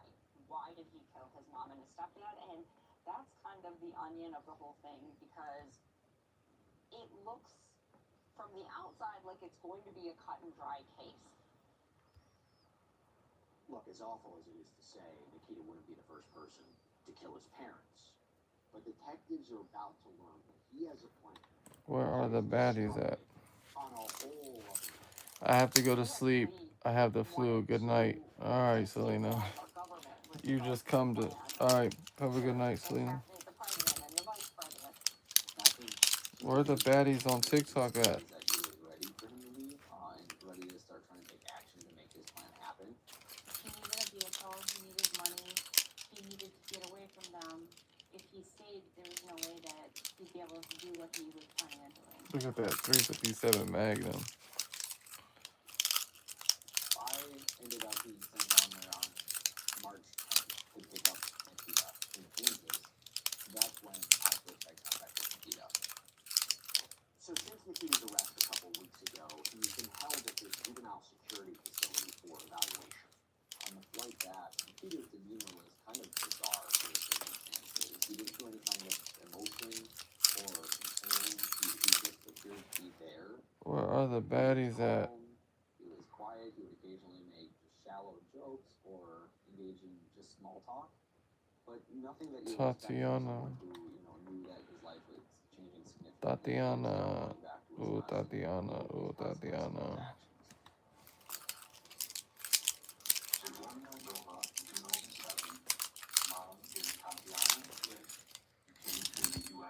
Tatiana says hi. Welcome, Tatiana. Can you follow my TikTok, please? Please, pretty please. Can you follow my TikTok and can you subscribe to my YouTube channel? You'd be the go to the night if you can do that. Man, I don't know what you adding him at for. He's a weirdo. Thank you, Tatiana. Can you go subscribe to my YouTube now, please? It's the same thing as my TikTok.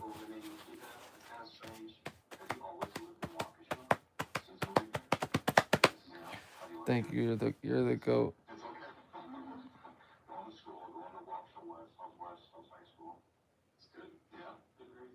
He seemed nice. He seemed polite. And he seemed... Where are you from, Tatiana? That's what was interesting. I mean, if you ran into Nikita, you would not say, oh, this is somebody I should be afraid of. It was the calmness, everything in that... Tennessee? I think I had somebody from Tennessee in here before, if I'm not mistaken. Can you hear me good? Does it sound like I got a mic on?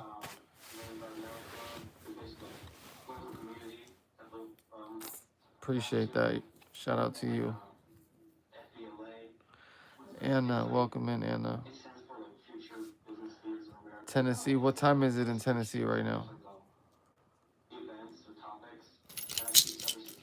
Look, when I went to Las Vegas, I got a cherry Coca-Cola chain.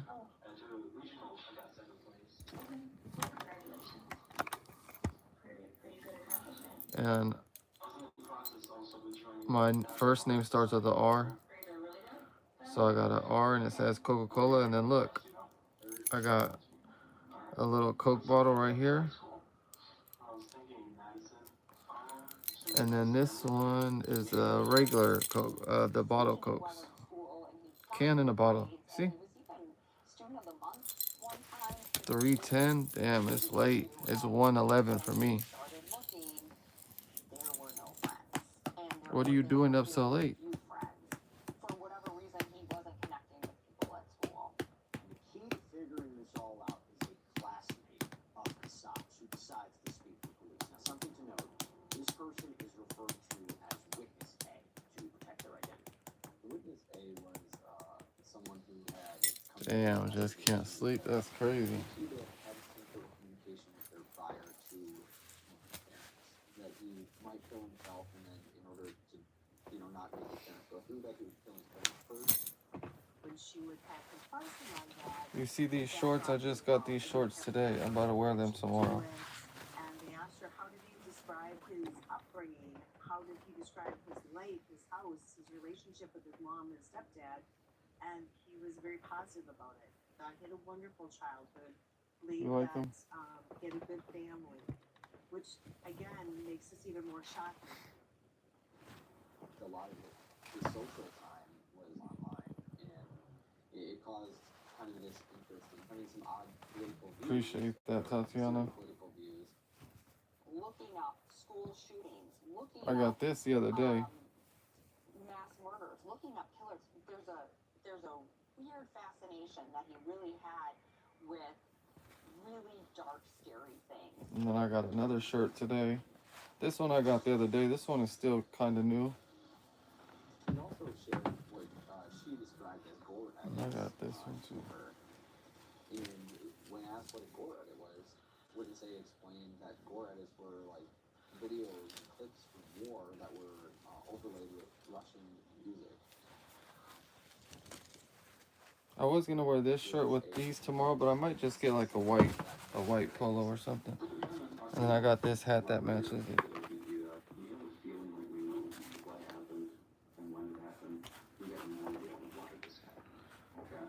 Oh yeah, I got this shirt the other day too. This one is new. I don't even think I wore this one yet.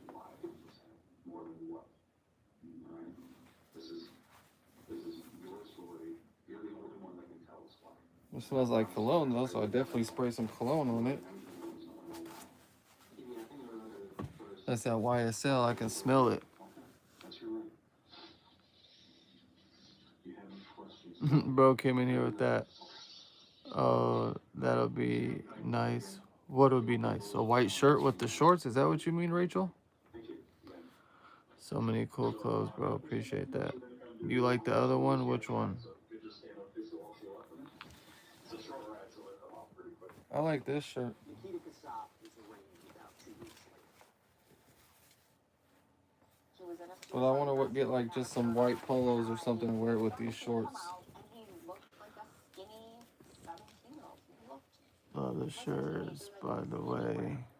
he looked scared and he looked unsure, and that was most of his court appearances. I'll note that the first count is first-degree intentional homicide. Yeah, if you go to Burlington This is a Class A felony. and you see this brand in Burlington, these are all good shirts. They're good material. They're thick. Intentional homicide with the exact These are good material shirts. I ain't gonna lie, bro. There's a place in the mall that I go buy my jeans from, and I ain't gonna lie. When they be having fire shit in Burlington, sometimes the shit that I be seeing at Burlington be at that store in the mall, and I'm like, damn, bro. Don't tell me y'all in here buying shit from Burlington and double, triple the price in the mall. Like that ain't cool. Cause I know they not getting them from the same manufacturer. I could be wrong, but if that was the case, they would have a lot of shit that's similar. I've never in my life ever gone in there and seen something that I saw in Burlington in the mall. Just saying. Like, damn, is business that bad? You gotta go to Burlington and buy some shit now? This was not a case that I thought this one's gonna be really difficult. You still in here, Tatiana? If you ever have a chance, make sure you come join us on YouTube. Him, killing his mom or stepdad. Hold on, TikTok. I gotta take a smoke break. As it turns out, this story becomes a puzzle that is not what investigators expected at all. When they dig deeper into Nikita's cell, I'll get bad if I do this on TikTok. I like the Blue Cross. Yeah, I appreciate that. What I need to work on now is my shoes. I need to start getting shoes. activity, they appear to have a fascination with anti-government. I need to start getting new shoes. Far extreme political. I got these. I never really wore them. They're still in really good condition.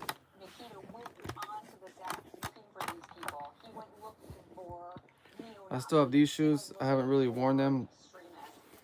I took the laces off them because I never really wore them, but they're basically brand new still. Because they want them to go out and do things. And the real problem is You all like these? do it through this internet. I guess I get some shoelaces for these. And these, I'm mad as fuck. I bought these for $240, and I went to the mall. They have these for on sale for $169 now. I bought these for like $219 plus tax. They have them $169 plus tax, like $60 cheaper. Bruh, hell no.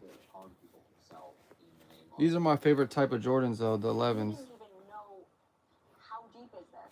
How real is this? How big of a plot is this? Is he working with other people? Is this a terrorist situation? And it just randomly got uncovered when he killed his parents? That's what police call in the FBI. Turns out, though, this isn't new. All my shoes are like all white shoes though. 2 years earlier. These are old as hell. These are like 4 years old and they're still in good condition, right? How do y'all feel I kept these in condition for 4 years? Y'all feel like I took care of these for 4 years? Let me know. We got somebody on TikTok to say, yeah.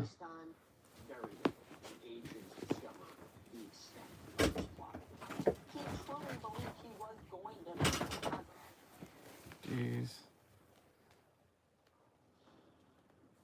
The notion is I'm going to go get a drone and I'm going to somehow get close enough to the president and I'm going to drop some sort of an IED or a bomb. That whole strategy was his plan. Oh yeah, I got these. These are new. I just got these not that long ago. I'm going to be able to kill the president of the United States. He felt that This is the first pair of shoes I've gotten in years. he could then push forward the collapse of society so that it could be rebuilt. And I've been finding so much cool clothes at Burlington. I know where I'm gonna get my son some back to school clothes next year because Burlington got some clean ass clothes. And they're cheap as fuck too. These ones are fucked up. These are, you could tell these are kind of like 4 years old. I mean, they're still in okay condition, but these are pretty. You can tell these got some wear and tear on them.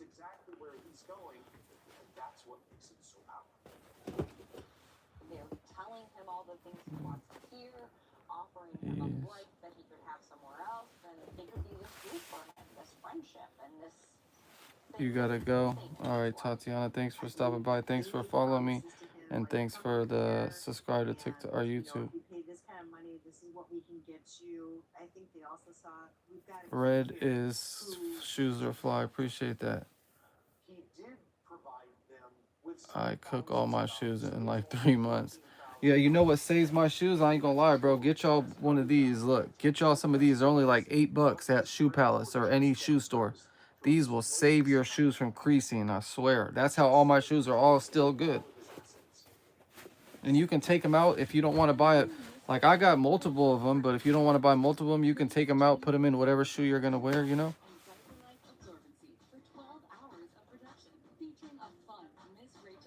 I need to get some more black shoes. I had these black shoes.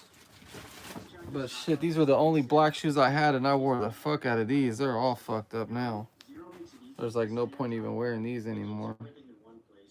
Unless I take them to like a professional shoe person and they might be able to bring them back. I don't know.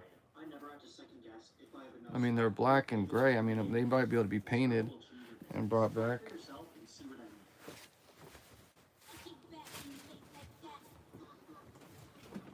These are my favorite shoes.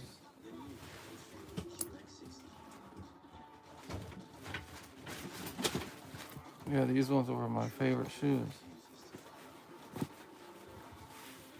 Oh yeah, these were my favorite. I gotta try to bring these back.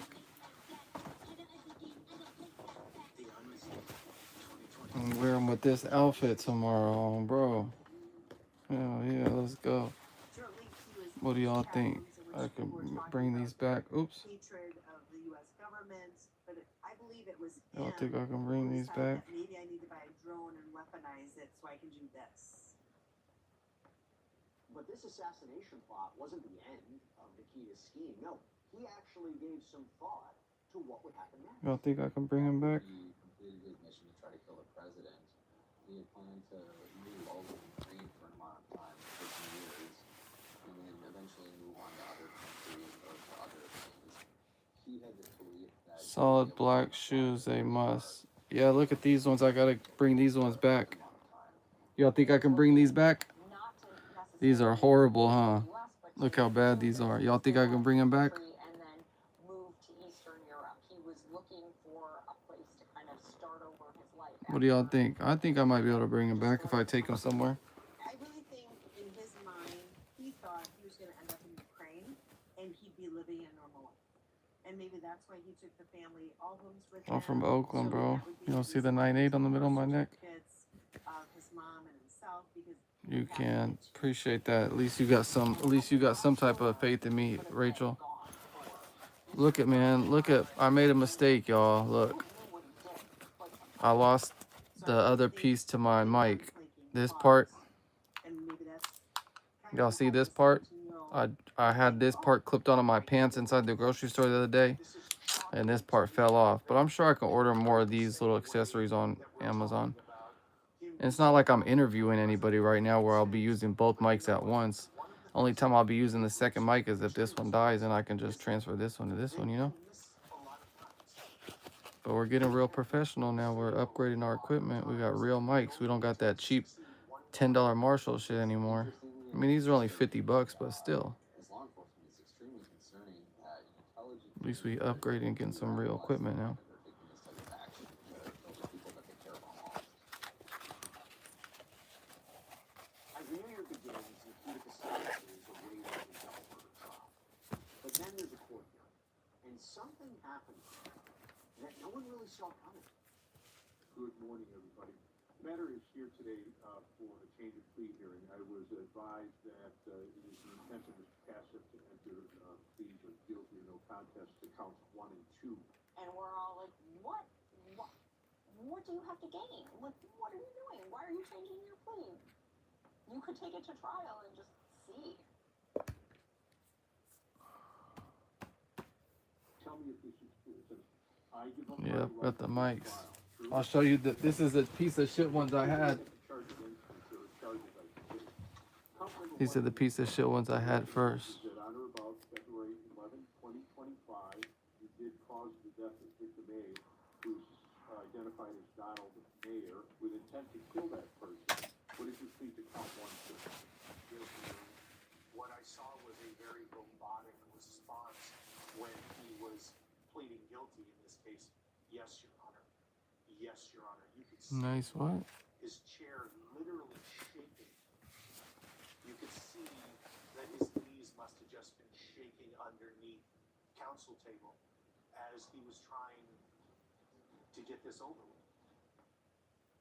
Count number 2 says on the What's y'all favorite kind of waffles? February 11, 2025, at your address. My did favorite cause waffles the death of are victim A, who's identified as strawberry waffles. with intent to kill that person. What did you plead to that charge, sir? Yes, Your Honor. Did you commit these offenses? Yes, Your Honor. Somebody's trying to go live with me. I'm only gonna accept it if it's a female, bro. I'm not gonna accept no live with a dude. Come on. If y'all are females and want to add me, go ahead. But I'm not getting added by no dude. Diego, my Ego. I love strawberry. Anything really. Yep. Egos. That's the waffles I got in the fridge right now. That's what I'm about to go make. I'm about to go pop 2 of them in the toaster. Put some honey cinnamon from Texas Roadhouse butter with some maple syrup, a couple Danimals, and call it a night. Kim, like the live. Thank you, Kim. Kim, can you be nice enough to follow my TikTok, please? Homicide also gives Nikita one distinct advantage. The state agrees to dismiss the other counts. So What? there's no question that he is going to get 2 life sentences. Your question And can you subscribe to my YouTube as well, Kim? Or you'll be the goat of the night, I promise you. possibly getting a sentence in which he would be back in the community at some point was to accept responsibility, enter the plea, and hope that Oh the shit, judge gotta makes try that that decision. combo. Yeah, I'm telling you, you gotta get the Texas Roadhouse honey cinnamon butter. As Nikita's sentencing hearing begins, Yeah, I'm on TikTok live too. that his client Hello, how are you? Charity, welcome Charity. Charity, can you double tap the screen? Can you follow my TikTok and you subscribe to my YouTube, please? We got a whole little community on YouTube. You can come join us. What is fire? I appreciate it, but can you elaborate a little more? What is fire? He did meet with federal officials to provide information to them about this. I wish I could play music. Very cooperative during that interview. One of the things that a court can take into consideration. Texas Road, the cinnamon butter from Texas Roadhouse. Hell yeah. Therefore, it somewhat made sense Honey that cinnamon one from Texas may want Roadhouse. to That's accept that shit. responsibility to at least argue there should Can be you a follow my possibility TikTok, of please? release at some time in the future. but when If you don't want to subscribe to my YouTube, that's fine. But can you at least follow my TikTok? So then maybe at some point you can maybe come to my YouTube. Nikita's cause isn't looking as good. Thank you. The step aunts and uncles and the grandparents, they were in court to blast him. They were in court to tell him he destroyed our lives. If you go to my YouTube and hit subscribe, it's the same thing as my TikTok. Kim didn't do it, but it's okay. At least Kim followed my TikTok. Ron is my best friend. He's also a son. We're only 1,500 hours away from getting monetized on YouTube. We're halfway there. Laughter, strength to everyone he knew him. His wife was his partner in life. Someone he loved. I'm about to go make those waffles. All right. I guess I'll bring YouTube with me as well. I don't want to leave. You said what? What did you say, Charity? Heck yeah, what, you stream? What do you mean? I'm streaming right now. Like I just hop on live every day, but my YouTube channel is a food content channel. My YouTube channel is a food content.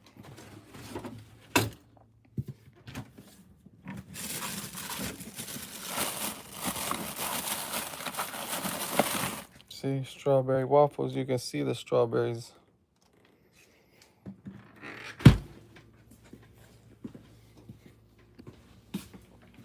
Yeah, but right now it's more important for people to join my YouTube lives than my TikTok lives, because YouTube I need to get monetized and I need the watch hours. So anytime somebody joins my live on YouTube, it means the world to me because I'm getting watch hours.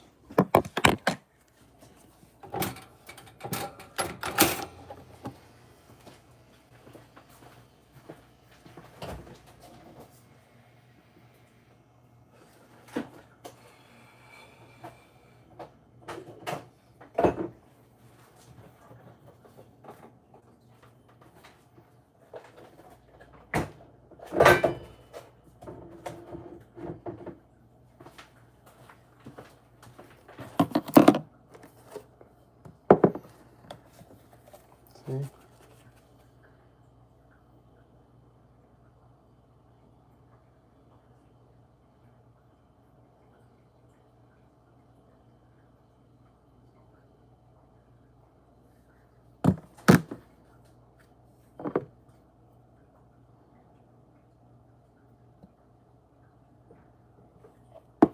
Yeah, no, I accidentally hit the camera button, Rachel. And I can't forget about the Danimals.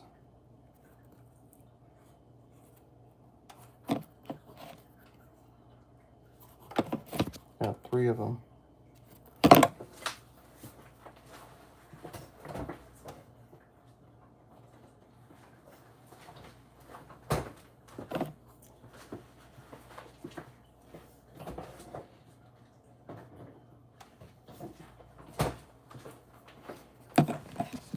think I can pull these shoes off if I just give them a good clean.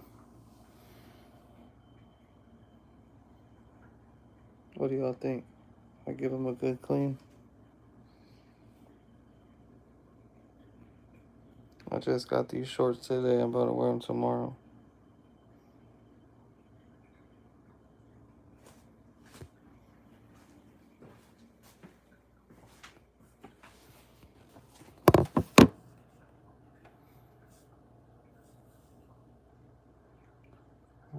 What the fuck?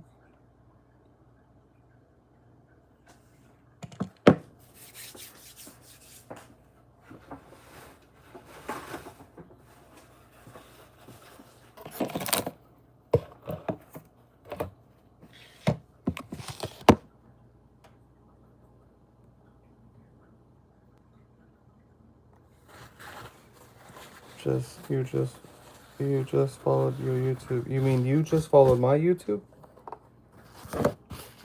Is that what you're saying?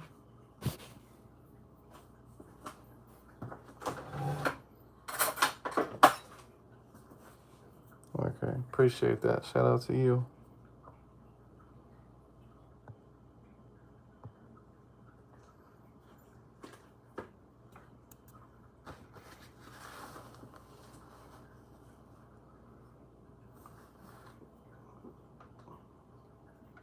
Where are you from, Charity?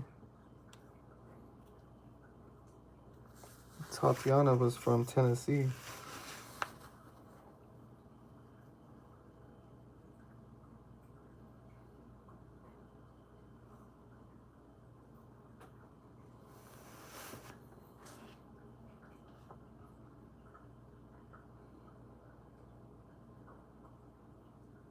Where's that at?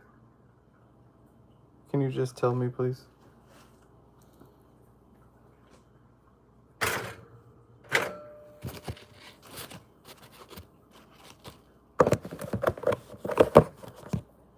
Bowling Green, Kentucky. What the hell? That's crazy. TikTok be having some odd places in here. I mean, not odd, but just not something I would think of. I would never guess somebody's from Bowling Green. Like, isn't that the middle of nowhere?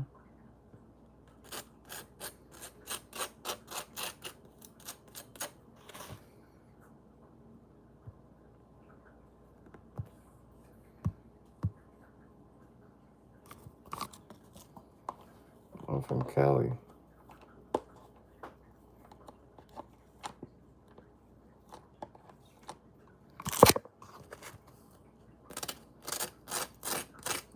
Welcome, Anna.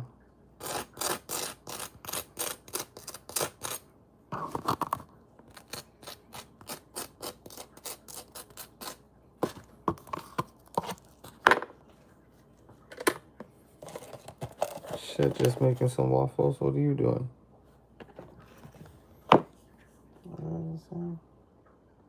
And it's not in the middle of nowhere. It's not? Where do you live at then? Anna, you followed my TikTok. Can you subscribe to my YouTube as well, Anna?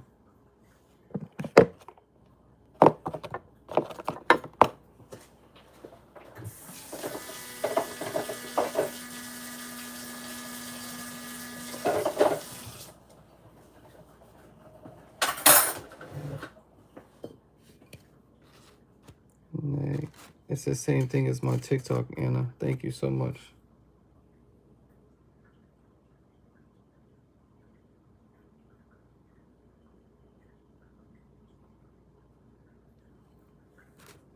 Damn, I gotta get more maple syrup. It's right under Kentucky, or under Louisville.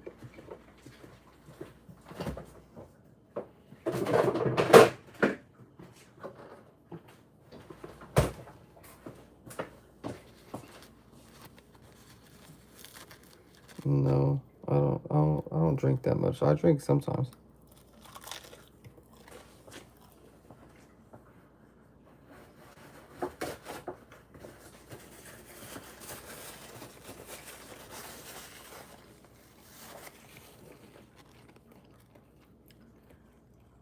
No, that's maple syrup.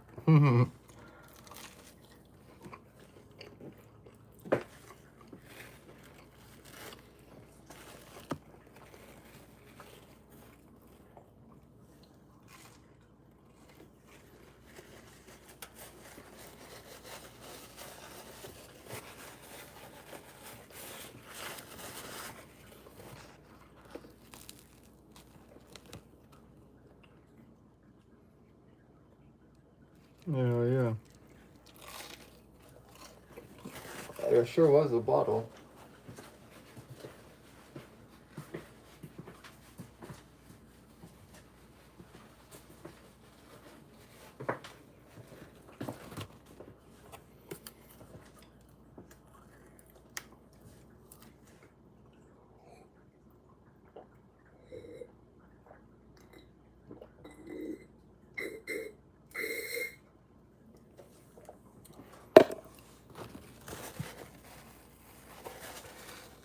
Question, you live every day?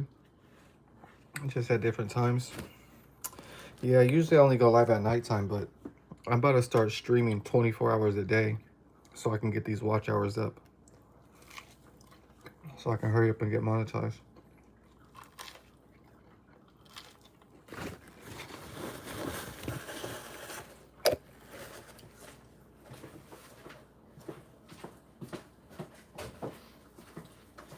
Because if I just start going live 24 hours a day for like a week or 2 weeks straight, I'll get monetized quick.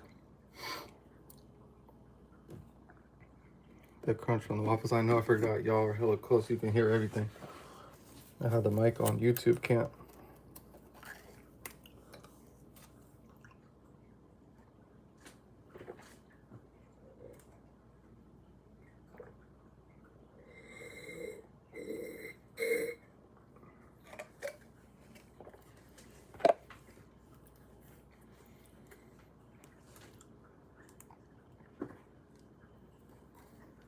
I'm telling you, Danimals needs to sponsor me.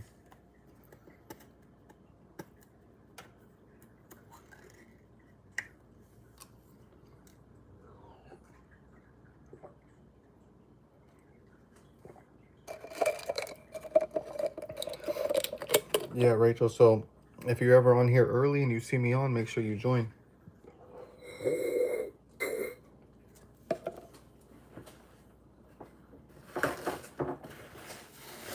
I sleep on live. I sleep on live so I can get hours.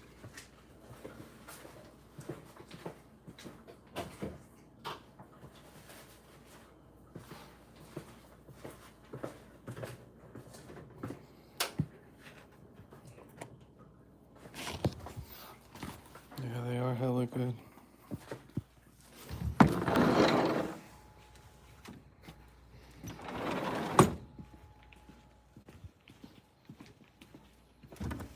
It may be a 46-year-old extremist man somewhere in Eastern Europe.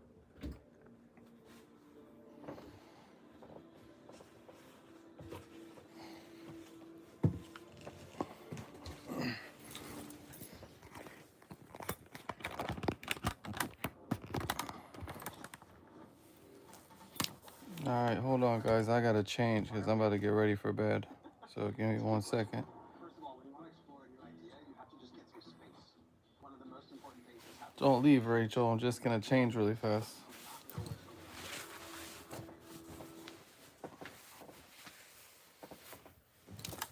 Recently, Charlotte posted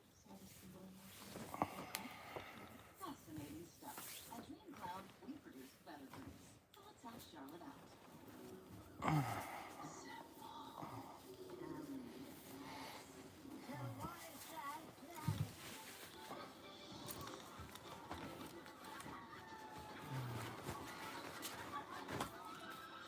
that's a dream worth sharing. Dream better dreams on a Dream Cloud.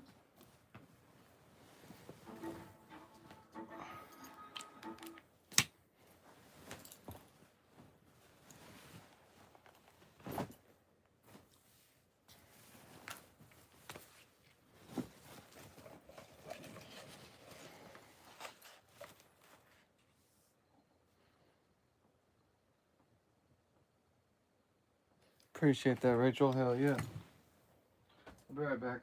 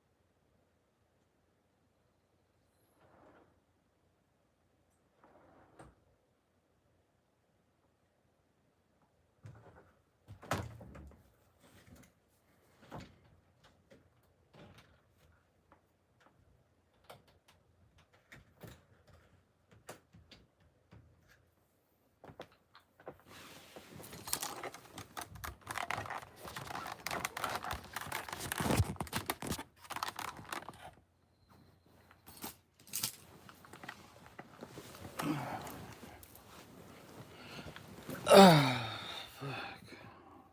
TikTok, I'm coming back.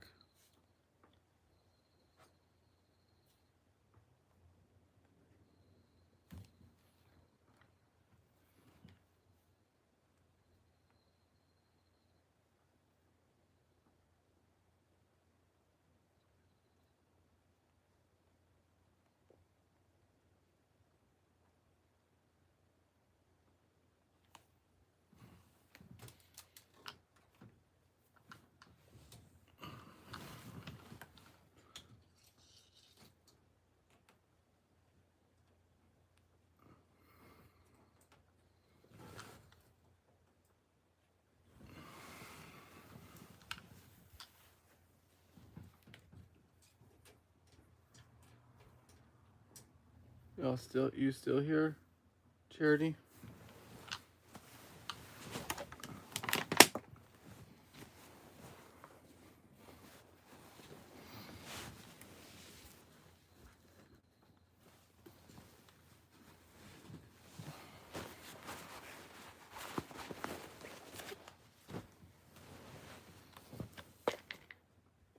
You left, Charity?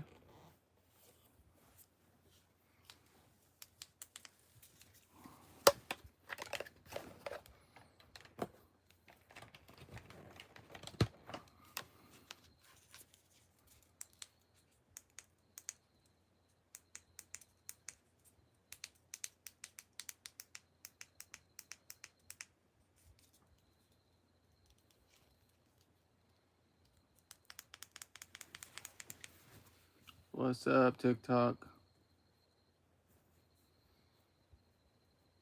What's up, YouTube? I'm here now. Oh, let's go, Charity. Now we talking, Charity. Now we talking. You're gonna end up being a mod if you keep doing that.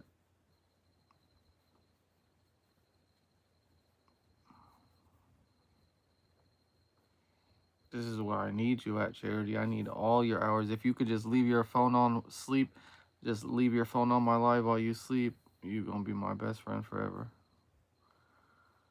You too, Rachel. Anybody else on TikTok want to come join us on YouTube? We on here.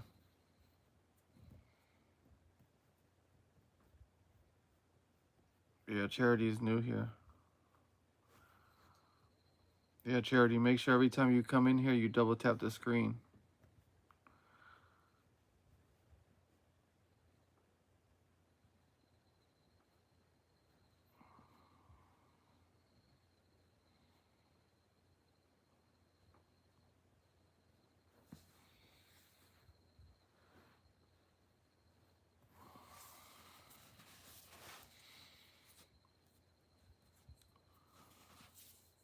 TikTok can't see me.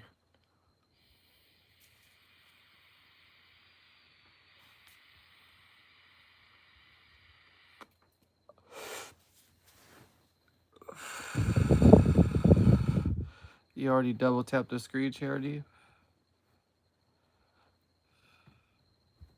Charity's for Bowling Green, Idaho?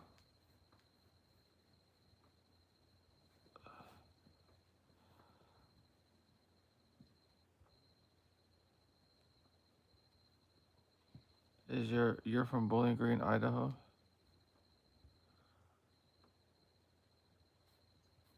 I could do a blinker.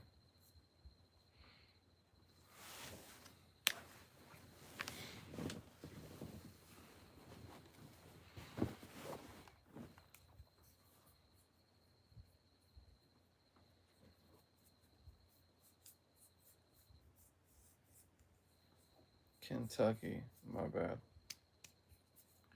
Hey, you know what? There's a rapper that I came across that's from Kentucky. His name is D Scoring. You know who that is?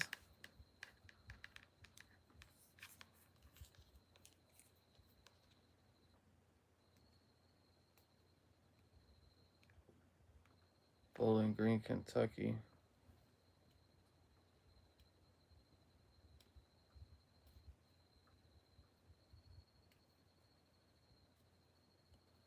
TikTok, ain't nobody saying nothing on TikTok. Where's the baddies at? Tell all the baddies to come in from TikTok.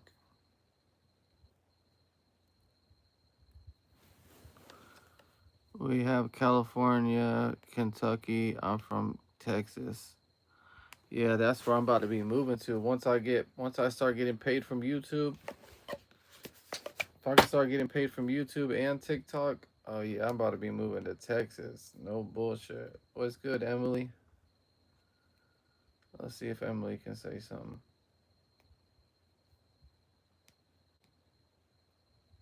Why everybody on TikTok being so quiet today?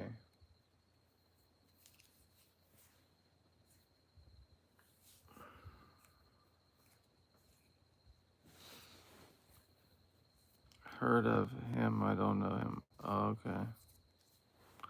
I'm tired.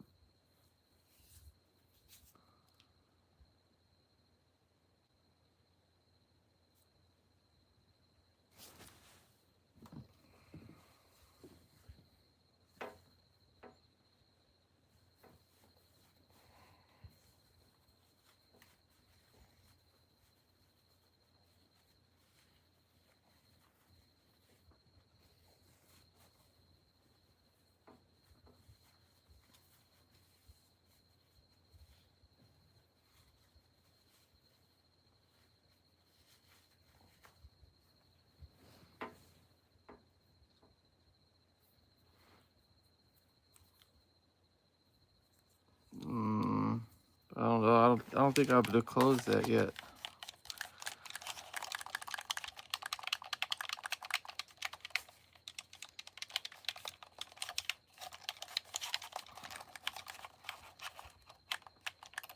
Come on, bro. Stop trying to add me on TikTok. I'm not about to join no live with no dude. The fuck I want to talk to another dude. I mean, it's probably good for my channel. They probably got some people I can talk to. But I ain't doing all that, bro. Gabrielle. Gabby. Shout out to Gabby. How old are you, Charity?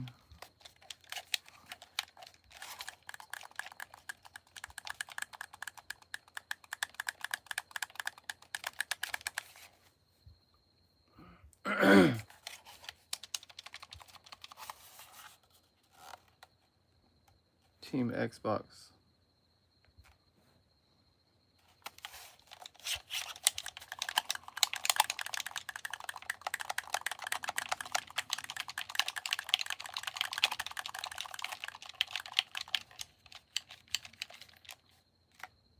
Sierra. Shout out Sierra 24. I'm 6 years older than you.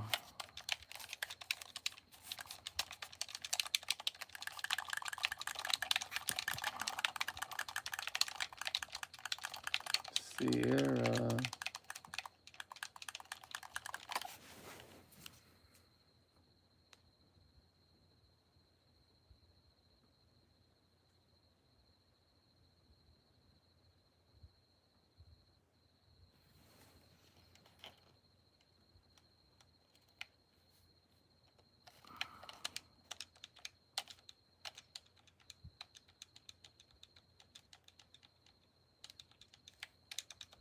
You'll be 25 in September. What are you going to do for your birthday?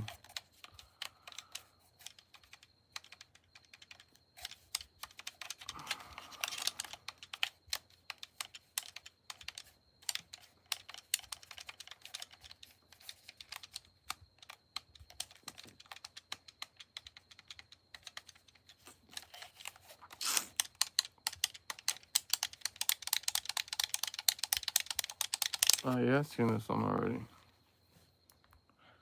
This one's hell old. I think I've probably seen this one too. You don't have to be rude if you don't like it. Yeah, I know, right? Don't even pay them no attention. Yeah, you gonna go somewhere? Like you and your friends gonna go out to dinner? Oh, we got a baddie in here. Shout out to the baddie. You gonna go out to dinner with your friends or something?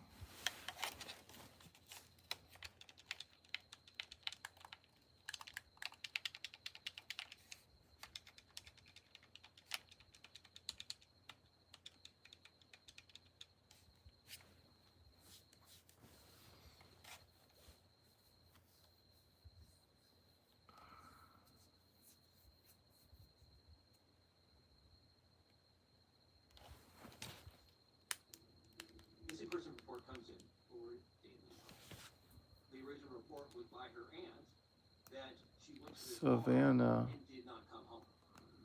That's a pretty name. Daylene decided that she was going to go to a local bar called Finnegan's. What do you think, Cher? Do you like the name Savannah? Friends there. Daylene's aunt and her cousin heard from her a little bit through the night. Her plan was to come home, and then Daylene never showed up.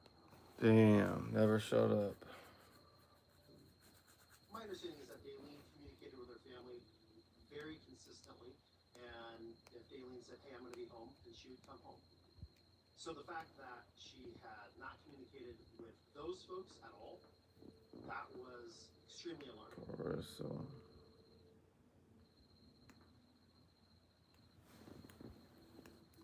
I got called a racist at McDonald's today. Damn, sorry to hear that, bro. Sandpoint, Idaho, loved to explore, kind of a free spirit. She traveled the United States with a magazine crew from city to city, trying to get subscriptions for a variety of magazines. So she was a person that was, I think, looking for her way in the world, but definitely enjoying her life.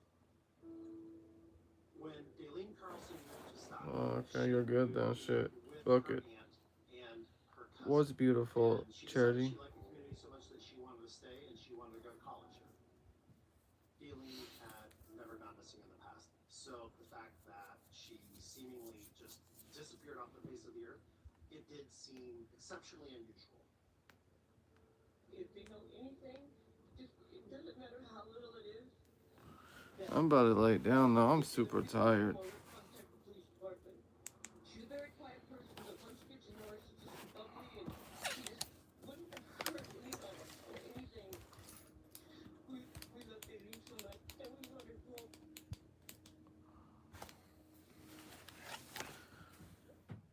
Angel, who's that? Is that a girl? If that's a girl, what's good, Angel? Can you follow my TikTok, Angel? Had recently broken up with a boyfriend, Jacob Evangelisti. I think Jacob had some feelings about that. He wanted to remain in a relationship with Daylene. Thank you, Angel. Can you subscribe to my YouTube too? Jason Gilly. Daylene and Jason were just friends. If I liked what? Oh, Savannah? Yeah, that's a good name, huh? We learned that these young men were. My bad, I'm tired. Jason was there and Jacob was there. And given the circumstances. My night is going good, Angel. How's your night going? Where are you from? So we want to talk to the ex-boyfriend, Jacob. Let me see. Because he has a reason to want I wish I could to see y'all profiles from here. I can only see y'all or profile maybe picture, he's but upset.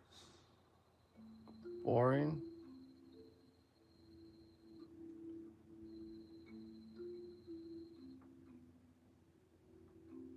Why is it boring? Jacob was very willing to talk to us, and Jacob insisted that he knew nothing about Daylene's disappearance, and that he was more concerned for her than anybody was. And he seemed to be. We're sitting there, meet your idol. That's funny. And the sense was that he was telling us the truth.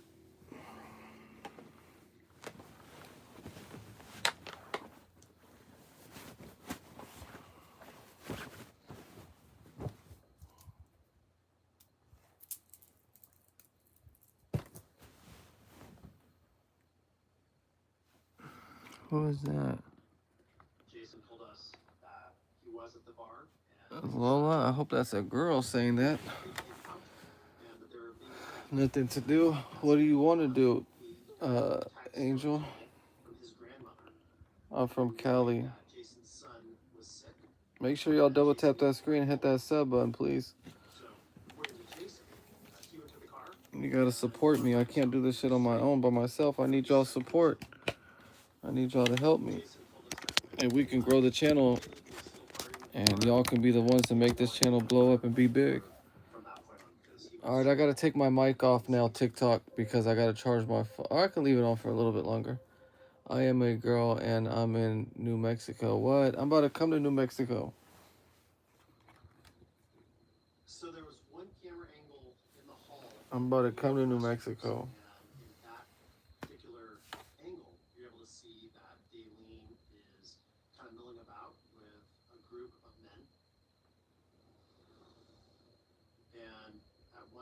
you see one of the men put his arm around Daleen, and Shit, I don't know where you at. steps away, and when that person who tried to kind of bring Daleen in for a hug turns around, we're able to see that it's Jason going. You're able to see that it's Jason going. Albuquerque? Oh, that's where I'm coming. I'm coming to Albuquerque. Jason left at 12 minutes after 1 a.m. Oh my god, same. What the hell? Are you in my age group though? I'm 20, 26. Yep. We're like 4 years apart. Right together, but in very close proximity. Are you a girl?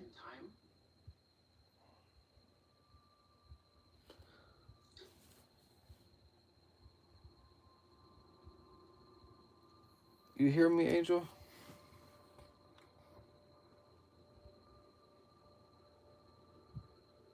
By way of text message, we learned that Daleen's plan was to leave the bar with Jason and then go to the store and get a bottle of Jägermeister and continue the party at Jason's house. Jason said that he was not with Daleen. So, of course, the text messages caused more questions for us than we had answers to at that time. Because we had the information that they were reportedly going to go pick up a bottle You're of 19. we just looked at what a logical route Alright, Angel. Good night. bar to Jason's home. You know, what liquor stores were along that route. And so we visited I'm not gonna tell you, but I just told you basically. that did sell alcohol at that hour. And through that visit, You're a girl, right? I'm just making sure I'm not talking to a dude. a couple of young folks buying a bottle of alcohol, and the surveillance footage was not great. But when the two went to the register, ultimately we ended up identifying Jason and Daleen.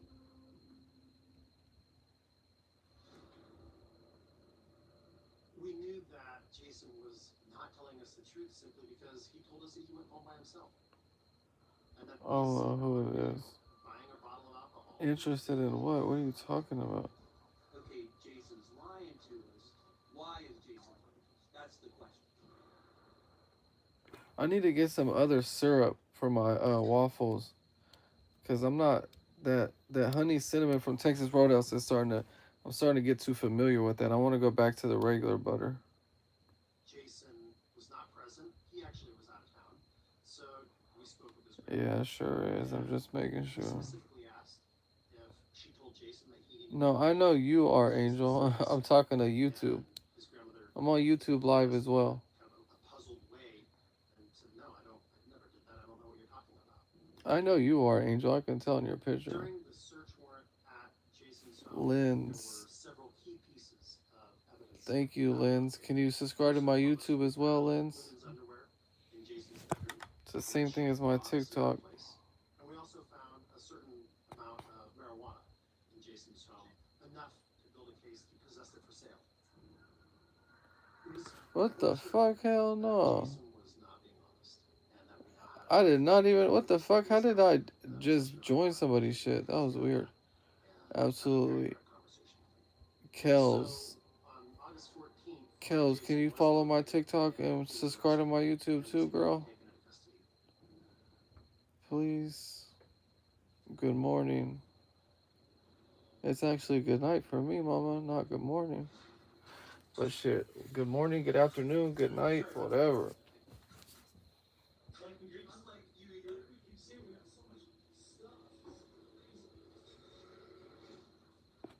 Bro, back on them waffles. Who's that? Oh, that's Charity. I always thought that was somebody else.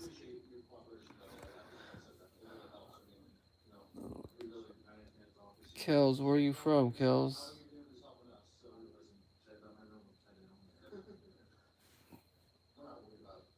Somebody said, hey, I can't see. Are you a girl or a guy? The person that just said, hey, I can't see the screen. It's too far away from my face right now.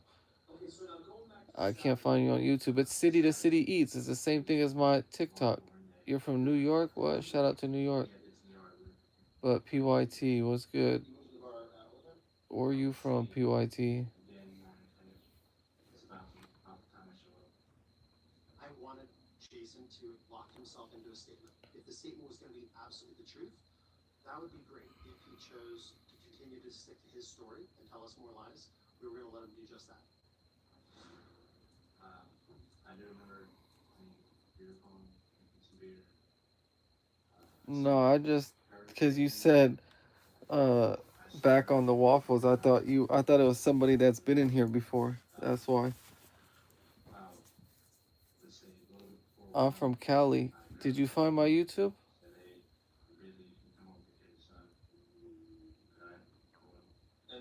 Lynn's, what happened to Lynn's? She left. My YouTube is in my you just go to YouTube and type in City to City Eats. And in that interview room, Jason continued. I didn't forget you, Charity.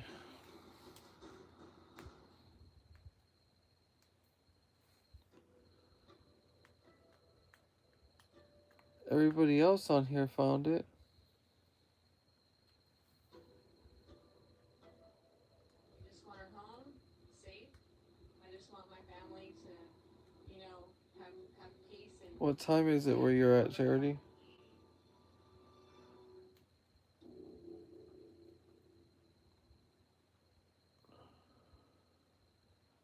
You found it? Let's go. Shout out to you. That's where I really need you to be at, is on my YouTube live. I need the watch hours. How they speak, how they act. And I was just kind of getting a read on who Jason is and how he would generally communicate so that we could then identify behavior changes from that. And that's really No, stay here on YouTube. I need you on YouTube. I need the watch hours. And I promise, once I get monetized, if you stay here and grind it out with me, I got you. I'm gonna get you something when I get monetized. 4 in the morning? Damn, girl. Or I don't know if you're a girl or what, I think, but.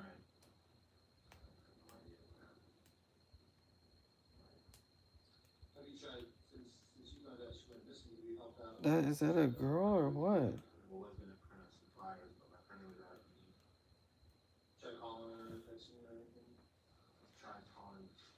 Oh shit.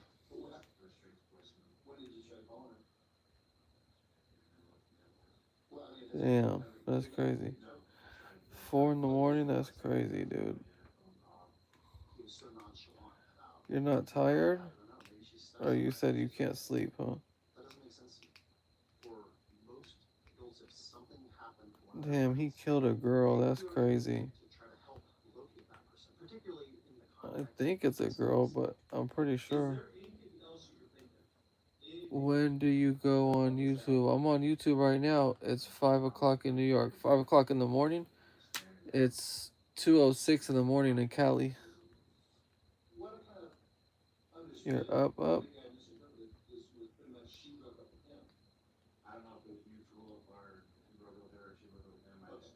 I'm just watching some murder documentaries on YouTube.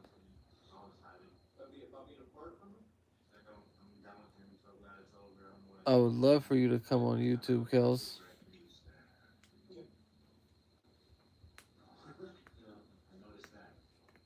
He immediately went to deflecting, bringing up reasons. Oh, she was drinking. She was talking to a lot Almost of got guys. away with Jake what? was staring at her. You know, that's that ex-boyfriend. So when people start deflecting, they're hiding something. And our goal is to know what they're hiding and why.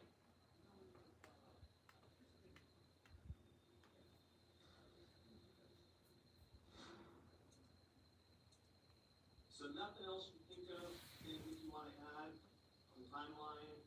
Maybe you want to I said if you thug it out with me and you grind it until I get monetized, I'm gonna get you something when I get monetized if you stay here and help me get there. Because I sleep on live, so I have a few people that if they see me on live, they'll fall asleep with their phone on my live. So like shit like that helps me. Yeah, murder documentary.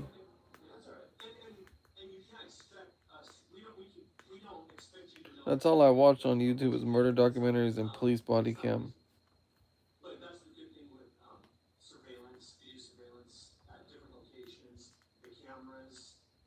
intersections and such. So you don't have to account for your time, but these things, they take their time spent. What we can see is literally the wheels begin to turn in his head, right? And him beginning to recount where might I have gone that they might have certain. I'm gonna be on every single night until I get monetized. Because we know a lot more of what's going on, okay? And this is your opportunity to be completely honest with us. And we need you to be honest, because we know a lot of information. Did you double tap? You double tap the screen on here already? What am I doing? Of somebody who's beginning to feel very I'm laying down. What are you doing? beginning to connect the dots that we certainly know more than we revealed to him originally. And his body language. All right. It may sound like a lot, but I need 1,500 more. But don't get all scared of the way. I did 1,500 in about a month, and that was only by going live at nighttime. I'm really about to just start going live 24 hours a day. So if we go live literally all day, every day, we could probably have it done in like 2 weeks. Same, trying to find me something to do. What you trying to do? Appreciate that. Any investigator knows if somebody is talking, you're making progress. It might be very, very slow progress. And even if he's gonna lie, the fact that he's talking, we're on the right path. You're in a good position to help yourself. So let's really consider some questions. And let's really consider the answers that you're giving. Hell yeah, I just need y'all to join. As long as y'all join, we gonna do it. And then y'all can send me gifts and do all that.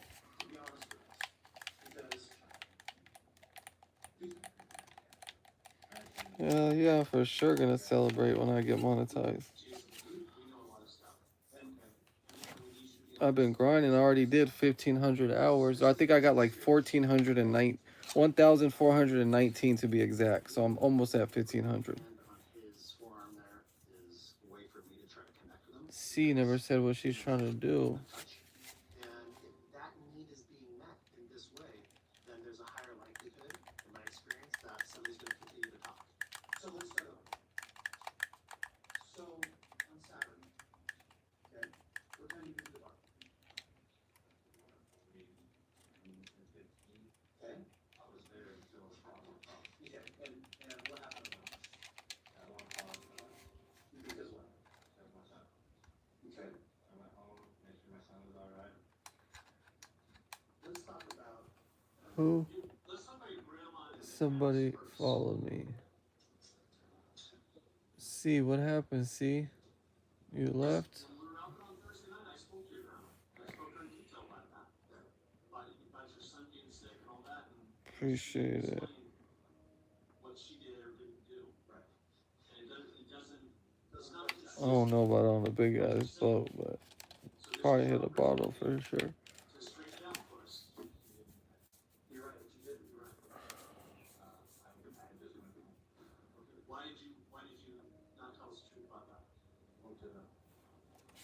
What's the purpose of it? Hell yeah. We gotta do this shit together. I can't do it on my own. When we asked you multiple times, you gave the same lie, and, that I was texting a lot. Who else were you texting? I just want to say too much. His brain's going 800 million directions, and he's trying to come up with a new strategy because he knows his whole statement is, I left to see my son. Well, that's no longer true.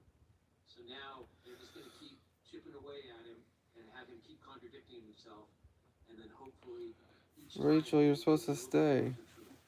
Why are you leaving? So why did you decide to leave the bar? So who did you leave the bar? And where did you? You need the watch hours, Rachel. From the bar, drove into your house, didn't make any stops. Stop nowhere. Wait a minute. If y'all are on TikTok, can you come join us on YouTube, please?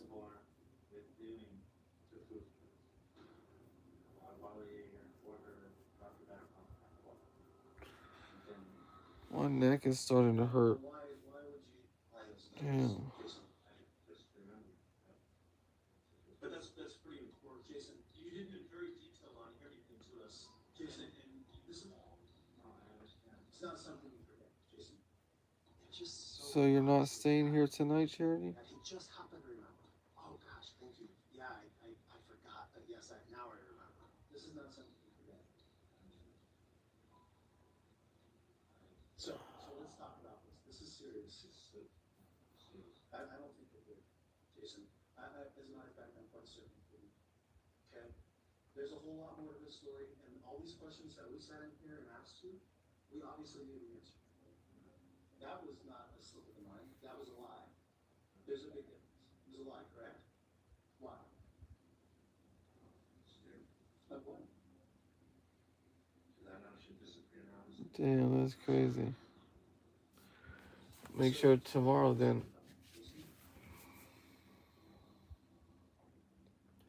And when you get off work or whenever you have time. Clearly wasn't going to volunteer any more information, so it seemed obvious that we needed to pivot on our strategy to confront him with facts about his lies. Ultimately, we wanted to know where Galen was. That was at the root of it all. Where is Well, good night then. See you tomorrow. is we need to get him back to him. Right? So you're gonna help us find her. Yeah. I'm sure you would. On TikTok? Oh yeah, I can inbox you on TikTok. I'm sure you would. Appreciate that. I'm sure you would. Bay Area? Yeah, I'm in the Bay. Why, are you in the Bay? Who is that? Is that? Oh, that's a female. Yeah, I'm in the Bay. Why, are you? About having gone home by yourself. Okay. What else slipped your mind for right now? What else do you want to change about your story? This is your chance. Jason, use this opportunity. Let's talk about your conversation with Galen leading up to. All right, Rachel. Appreciate it.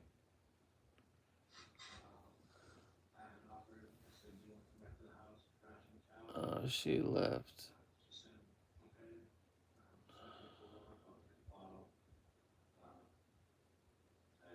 She got up out of here. I guess I don't be responding quick enough. So you dropped her back off the phone. You sure?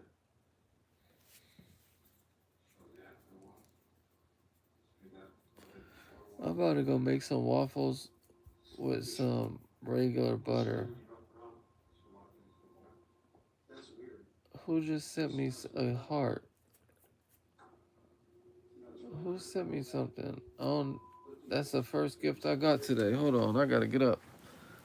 Who sent me something? Guess what they thought of things? After we saw you guys leave there. Or come back. Oh, why can't I see it? I don't know, my shit's tripping.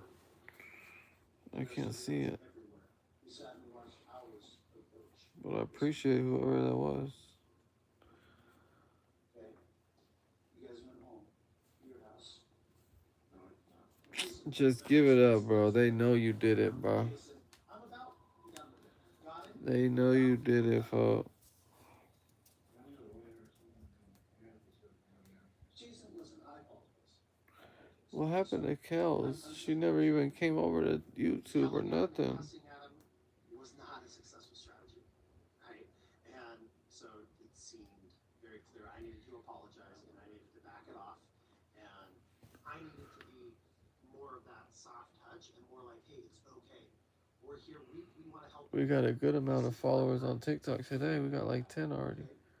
So we can make this work.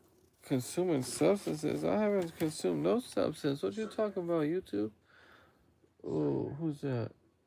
Oh, she baddie. I'm about to follow her.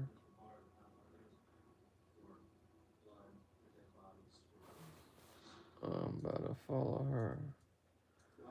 I'm about to follow her. I'm about to follow her. Because it wasn't her fault.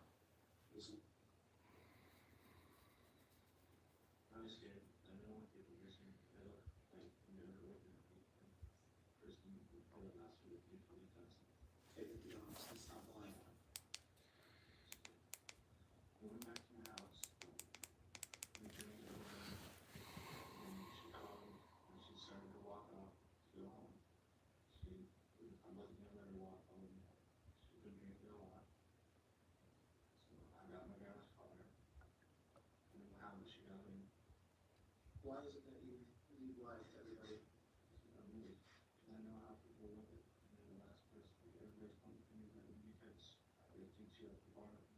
Well, she did leave the bar with you, Jason. Now she's missing. Why would you do it? But Jason, why did you not tell us that? Jason, because here's the problem.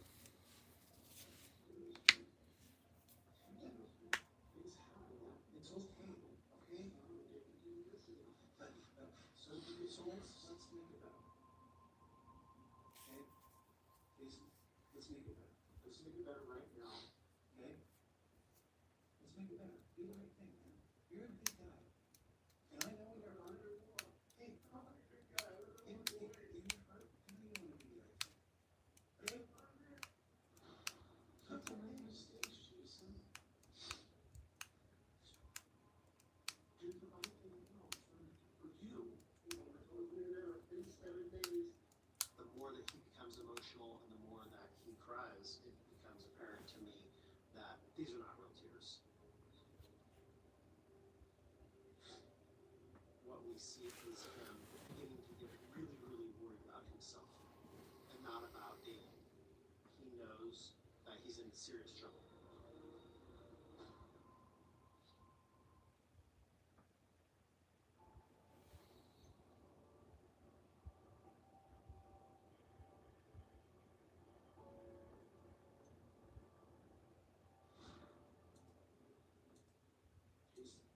We've talked about it. The better you're gonna feel, don't you feel? Yeah, you're better. But Jason, you gotta do a little better about, being able to get this opportunity to tell us now. Let them know what's not anybody.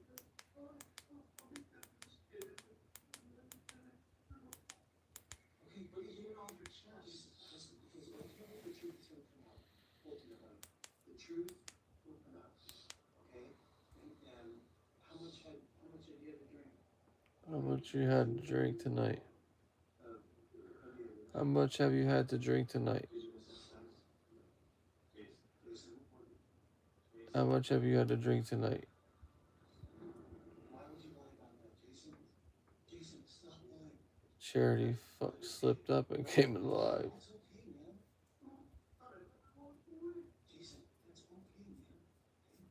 But you gotta stop lying. Okay? Stop lying. Not the first time you guys had sex? Is she upset because? Well, that's okay. Was she upset because I didn't want to. Why do you think she was upset? She probably spoke her up. We had sex with hang out for a little bit more, and then she said, "Well, we go home," and she started walking. So I got her. Was she in the front seat or the back seat? She was telling me just let her go. Don't worry about her. Huh. That's crazy. I figured was she yelling? I figured she was upset about it. I'm like, she slipped up. She was trying to join somebody else's live or something. To you? Why would she say that about you? Like I said, what were you saying back? I said, I'm just gonna take you home. You'll be alright. She got out of the car. I didn't want to pursue it. It's weird. That's what it is.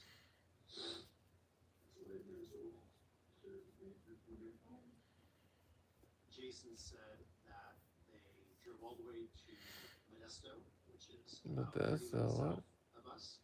That's crazy. That Daleen got out of the car at some unknown This one is place. near me in Instead of California. alerting the authorities in that community and asking for help, he just left and went to a gas station.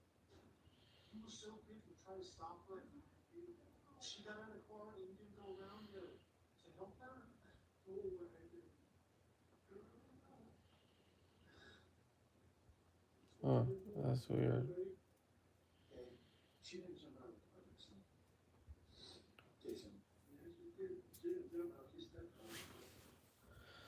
Jen, welcome in, Jen. And he didn't just drive off. That doesn't make any sense. Ozara.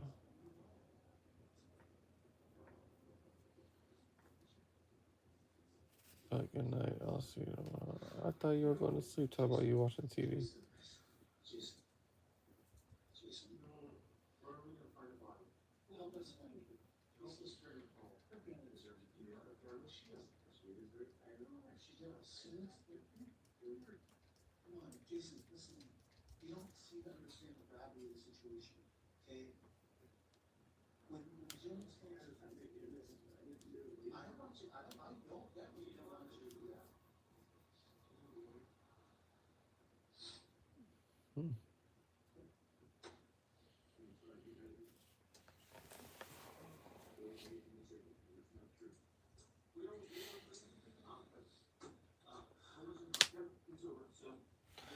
I'm about to go make some more waffles. So here's the happen. You're gonna go to jail. Okay? Jason? Night. Jason asking for a lawyer and our communication having to end with him was pretty devastating.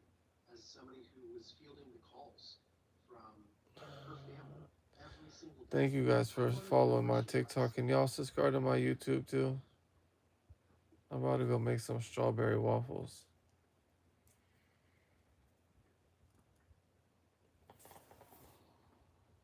We were looking at a no body, no cause of death investigation. There's no evidence, really, of his kidnap or what we believe to be murder of Daylin Holmes. We just know that she has disappeared. He is the last person to see her. He is lying about his interactions with her, but that's all we have this moment. Stephanie.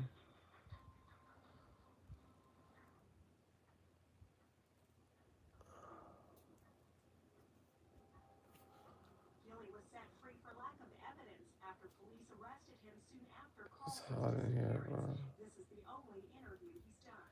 Really haven't known at that moment. Just to be accused of this, it really hurts. Paulson was last seen with Gilly leaving a bar and shopping at a grocery store. She was never seen again. Not that person that you all see on TV. I'm a kind person. Never, I don't push myself on anybody. Everybody that knows me knows that.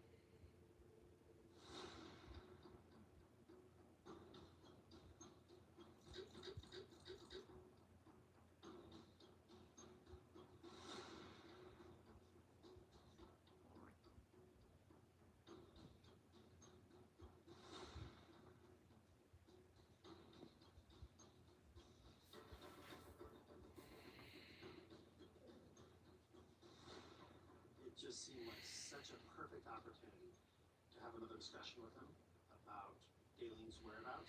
But clearly I was not the right person to have that discussion with him. Let's quit around, Jason. I'm about done with it. Got it? I'm about done. Introducing Detective Dela Cruz to Jason was an opportunity Appreciate the to see gift. how he would respond to a I'm so fucking tired. I can't even keep my eyes open, bro. What's good, bro? Tatiana's back. What the fuck? How the fuck? How did you come in here? What the heck? Greetings. Huh? Greetings. How did you come in here? You sent it to me like 43 minutes ago. Really? Yeah. What the heck? I don't know what I'd be doing. That's funny. Why can't I see you? I just locked in my room. Oh. I didn't mean to do that. No wonder why some dude popped up on my shit. I was like, what the fuck is he doing on my screen? Seems like the type of suspect that just needed to be caught and just I need to go to freaking bed, bro. It's as opposed to hitting him hard and him shutting down. It's 2:27 for me. I'm not going to bed. Like, I cannot sleep for life right now. Why?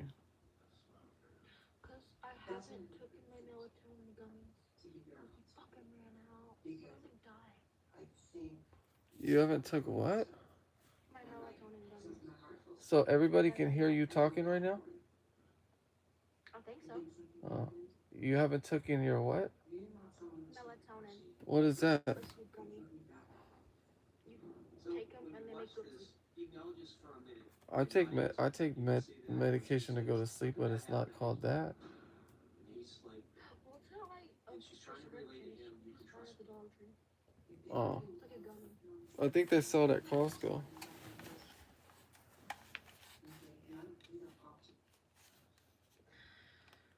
I need to clean my room. Hmm.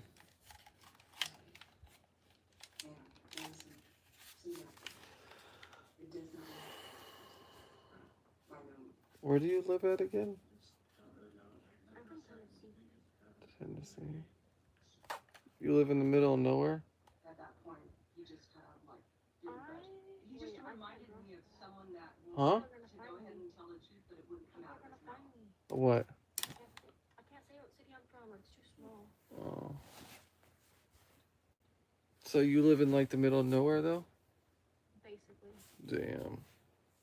How far is the local store? Like 20 minutes? Damn, that's crazy. So you have no stores walking distance? No. Damn. Timeline was something that was beneficial for the case. That's fucked up. We wanted to do an analysis of the events in Jason's writings. So when we get it on paper, there's one portion where he starts speaking about dating in past tense. That's not good. That means he did something. That means she's gone.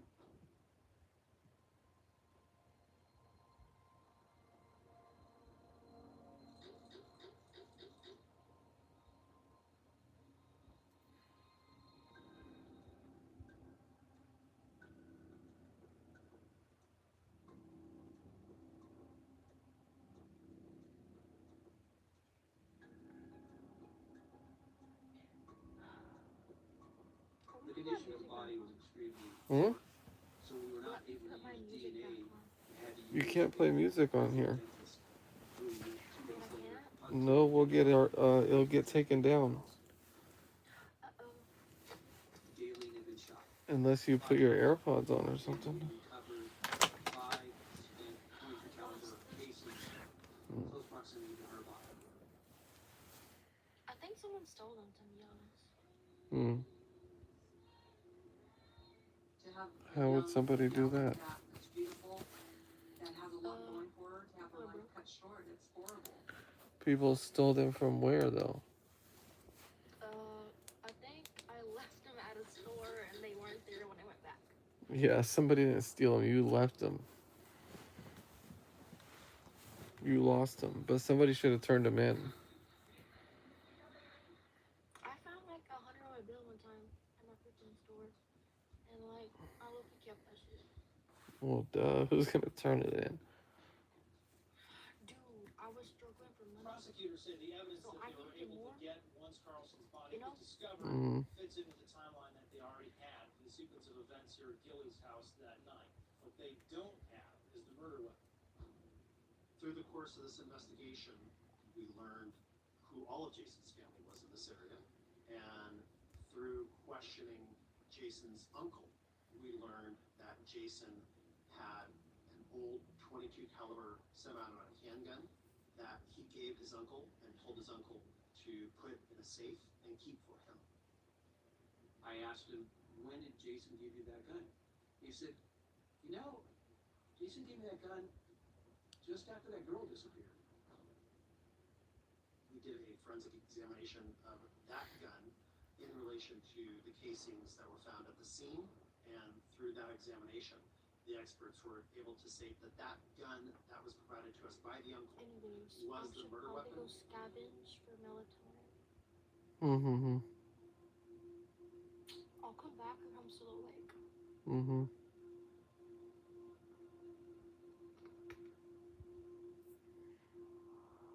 Our evidence for the rape charge was Jason's statement that Daleen woke up after having sex and was extremely mad at Jason. So those were the grounds I used, and I believe was the motive for the homicide. I believe that he was worried about being accused of rape, and that was more important to him than Daleen's life. The amount of agony that we went through every day it was harder. Every day it was not easier. It was harder and harder and harder. And I hope that he goes down with God's forgiveness of sin.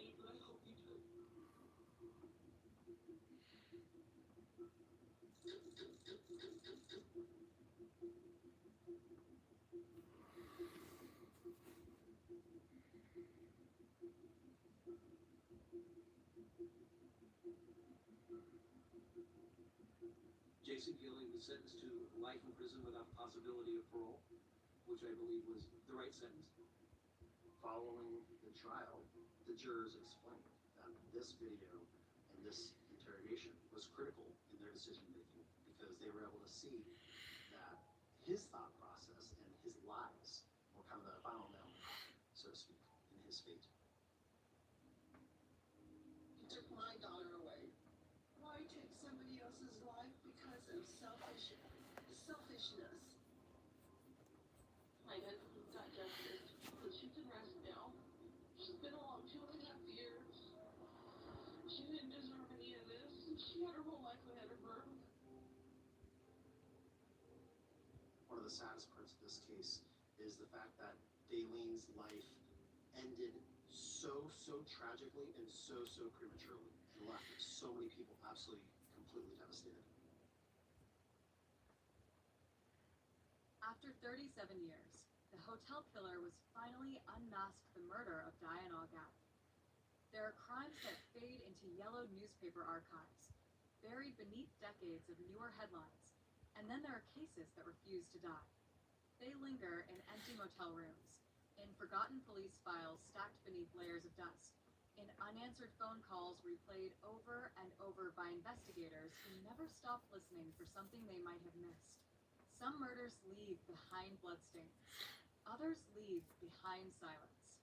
And silence can be far more terrifying. On an ordinary winter morning in Florida, the silence surrounding Diane Augat was broken by something so disturbing that even veteran detectives struggled to describe it without pausing. A plastic bag, a roadside, human remains inside. No explanation, no witness willing to step forward, no obvious suspect. Just one horrifying discovery that transformed a missing person investigation into one of the state's most haunting unsolved murder cases. For years, rumors would spread faster than facts. Some claimed the killer had been watching her for weeks. Others whispered that organized criminals were involved. A few insisted the truth had always been hiding in plain sight. Yet every theory eventually collapsed under the same crushing weight. There was never enough evidence to prove what really happened. Long before the headlines, before television crews arrived, before detectives pinned photographs across investigation I got some strawberry cinnamon toast crunch. Cinnamon toast. Yeah, cinnamon toast crunch, right? I got some strawberry cinnamon toast crunch. I'm about to go try that shit. Remained recognizable to those who cared about her. Like countless people whose names later became associated with tragedy, she never imagined that ordinary routines could suddenly become the opening pages of a mystery stretching across generations. The community surrounding her was the kind of place where people noticed unfamiliar vehicles parked too long along quiet streets, where convenience stores served as neighborhood gathering points, where motel parking lots appeared unremarkable until investigators began asking uncomfortable questions. It was not the sort of environment where residents expected to become characters in a crime story that would outlive entire careers in law enforcement. Everything changed during the final days before Diane disappeared. The timeline, even after years of investigation, remained frustratingly incomplete. Detectives reconstructed movements from scattered witness statements, fragmented memories, and documented sightings. Every confirmed minute became precious, because every missing hour created another opportunity for the truth to vanish. At first, nothing seemed extraordinary. No dramatic confrontation. No public argument. No desperate plea for help. Just ordinary moments slipping quietly toward catastrophe. When family members and acquaintances realized they had not heard from Diane, concern slowly replaced routine expectation. People disappear for many reasons. They leave unexpectedly. They travel without notice. They avoid contact during difficult periods in life. Investigators initially have to consider every possibility before concluding something far darker has occurred. But there were details that refused to fit. Personal belongings remained behind. Planned activities went unfinished. People expecting to hear from her received only silence. Each unanswered question increased the urgency. law enforcement officers began interviewing anyone connected to her recent movements: friends, neighbors, employees at businesses she had visited, individuals whose names surfaced through casual conversations. Every interview produced another piece of the puzzle, yet the overall picture somehow became even more confusing. Someone believed they had seen her walking alone. Another thought she entered a vehicle. Someone else could not remember whether the sighting occurred that day or the previous afternoon. Memory, detectives know better than anyone, is both indispensable and deeply unreliable. Melanie. Days turned into weeks. Search efforts expanded. Missing person flyers appeared throughout the community. Phones rang inside sheriff's offices with anonymous tips that led nowhere. Every reported sighting dissolved upon closer examination. Hope gradually collided with reality. Then came the discovery that would redefine everything. The call reaching authorities described suspicious remains found near a roadway. Officers responding to the scene quickly realized they were no longer dealing with uncertainty about whether Diane was alive. They were standing inside a homicide investigation. Crime scene technicians moved methodically, documenting every inch of the location. Photographs, measurements, evidence markers, soil samples. Every procedure followed with painstaking precision because investigators understood something critical. Once a crime scene is disturbed, mistakes cannot be undone. Yet despite exhaustive forensic work, the location raised more questions than answers. It did not appear to be the place where the murder occurred.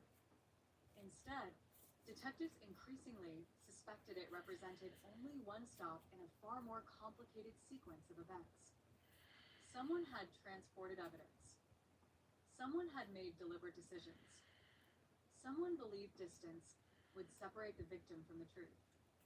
Experienced investigators immediately recognized what that suggested. Planning, control, confidence, perhaps even familiarity with law enforcement techniques. Cases involving transported remains often reveal offenders attempting to manipulate investigations. I'm about to go make my Detectives waffles. searched one location while the real answers remained hidden somewhere else. That possibility transformed the investigation overnight. Instead of searching one crime scene, I'll be back, y'all. I'm about to go authorities make now my had to waffles. identify multiple unknown locations connected by invisible threads. Where had Diane spent her final hours? Where had she encountered her killer? Who saw something unusual without realizing its importance? Every unanswered question multiplied into several more. The investigation intensified. Telephone records were examined where available. Witness interviews were repeated. Known associates received additional scrutiny. Potential suspects emerged only to disappear after alibis withstood examination. Detectives often describe homicide investigations as assembling a jigsaw puzzle while someone keeps removing pieces from the table. The Diane Augad investigation seemed even worse. It was as though investigators had several different puzzles mixed together without knowing whether any belonged in the same box. Public anxiety continued growing. Residents locked doors earlier. Parents became more cautious. Conversations inside restaurants, grocery stores, and gas stations inevitably returned to the same frightening topic. Who could commit such a crime? And if that person remained free, who might become the next victim? Media coverage intensified. Every broadcast repeated familiar words. Cold trail. Mysterious disappearance. Grisly discovery. No arrest. Those phrases echoed across television I'm screens. gonna go get this strawberry cinnamon toast crunch from my car. Fixed on a case, producing almost no visible progress. Behind closed doors, however, investigators refused to surrender. Evidence collected from the scene underwent laboratory examination. Forensic specialists searched for fingerprints, fibers, biological traces, and anything capable of identifying whoever had crossed paths with Diane during her final hours. Science offered possibilities, but science has limits. Especially during the late 20th century, when when many forensic techniques that are routine today either did not exist or lacked the sensitivity investigators now take for granted. A single overlooked hair, a microscopic fiber, a partial biological sample. Modern technology might transform such evidence into decisive proof. Back then, those same traces could remain silent forever. Every detective working the case understood the cruel reality. The killer needed only one successful escape. Investigators had to be right every single time. As interviews expanded, certain names inevitably attracted attention. People who had crossed paths with Diane shortly before she vanished. Individuals whose accounts appeared inconsistent. Others who seemed unusually interested in the investigation itself. Detectives followed those leads carefully, but suspicion alone is never evidence. Time after time, inquiries reached dead ends, leaving officers with little more than intuition and frustration. The emotional toll spread beyond the investigative team. Families waited beside telephones hoping for updates. Friends replayed their last conversations, wondering whether some overlooked sentence had carried hidden meaning. Community members questioned whether they had unknowingly walked past the truth without recognizing it. One ordinary memory. One forgotten face. One vehicle parked in the wrong place. Sometimes entire murder investigations hinge on details that seemed meaningless until years later. The passage of time became both enemy and ally. Witnesses forgot. Physical evidence deteriorated. Memories blurred. But guilt has a peculiar habit of surviving far longer than confidence. People change. Relationships collapse. Secrets become harder to carry. Detectives often solve decades-old cases because someone eventually decides that silence has become unbearable. No one knew whether that day would ever arrive. For the moment, the investigation remained trapped between determination and uncertainty. Every file expanded. Every theory demanded testing. Every promising lead dissolved before reaching certainty. Outside the sheriff's office, life continued. Traffic flowed through familiar intersections. Businesses opened every morning. Children walked to school. Visitors checked into roadside motels without imagining investigators quietly examining guest records from years earlier. Yet beneath the ordinary rhythm of daily life, one unsettling reality persisted. Somewhere, someone knew exactly what happened to Diane Augat. Someone had watched the investigation unfold. Someone had listened as television anchors repeated the mystery night after night. Someone had seen detectives searching, interviewing, reconstructing timelines, and still remained silent. Whether motivated by fear, loyalty, or calculated self-preservation, that silence became one of the most powerful accomplices any killer could ever possess. As weeks turned into months, the case slowly began its transformation from active headline to enduring mystery. But for the investigators assigned to it, there was no convenient ending, no satisfying conclusion, no courtroom verdict waiting just beyond the next interview. There was only another morning, another stack of reports, another unanswered question, and the growing realization that the person responsible had managed to disappear into the background, leaving behind nothing but fragments, speculation, and a trail that seemed to fade with every passing season. Even so, buried somewhere inside those fragments, investigators believed the truth still existed. It had not vanished. It had only been hidden well enough to survive the years. The challenge was no longer simply finding a killer. The challenge was discovering whether time itself had become the final witness. The first 72 hours after a disappearance are often described by investigators as the narrowest window between uncertainty and truth. In that brief span, memories are still fresh, surveillance, if any exists, is less likely to have vanished, and witnesses are more willing to believe that the smallest detail could matter. Once those hours pass, time begins working for the offender instead of the detectives. In Diane Augat's case, that shift came quickly, and every day that followed made the search for answers more difficult. Detectives started where every homicide investigation begins, with the victim. Not because they believed Diane was responsible for what happened to her, but because understanding the final days of a person's life is often the fastest route toward identifying the person who ended it. They examined her routines, retraced her known movements, and spoke with people who had seen her shortly before she disappeared. Every conversation was carefully documented. Every recollection was compared against another. The goal was simple in theory and painfully difficult in practice. Establish a timeline that could survive scrutiny. The timeline refused to cooperate. Some witnesses were confident about where they had seen Diane. Others admitted that the dates had begun to blur together. A familiar face glimpsed outside a convenience store could easily become attached to the wrong afternoon. A passing conversation might have occurred on Monday, or perhaps Wednesday. Investigators knew memory was fragile, especially when ordinary moments suddenly became evidence. Still, fragments slowly emerged. Diane had been seen in familiar places. She had interacted with people who knew her. Nothing about those encounters suggested that a violent confrontation was imminent. There were no widely reported public arguments. No confirmed reports of anyone forcing her into a vehicle. No obvious indication that she sensed immediate danger.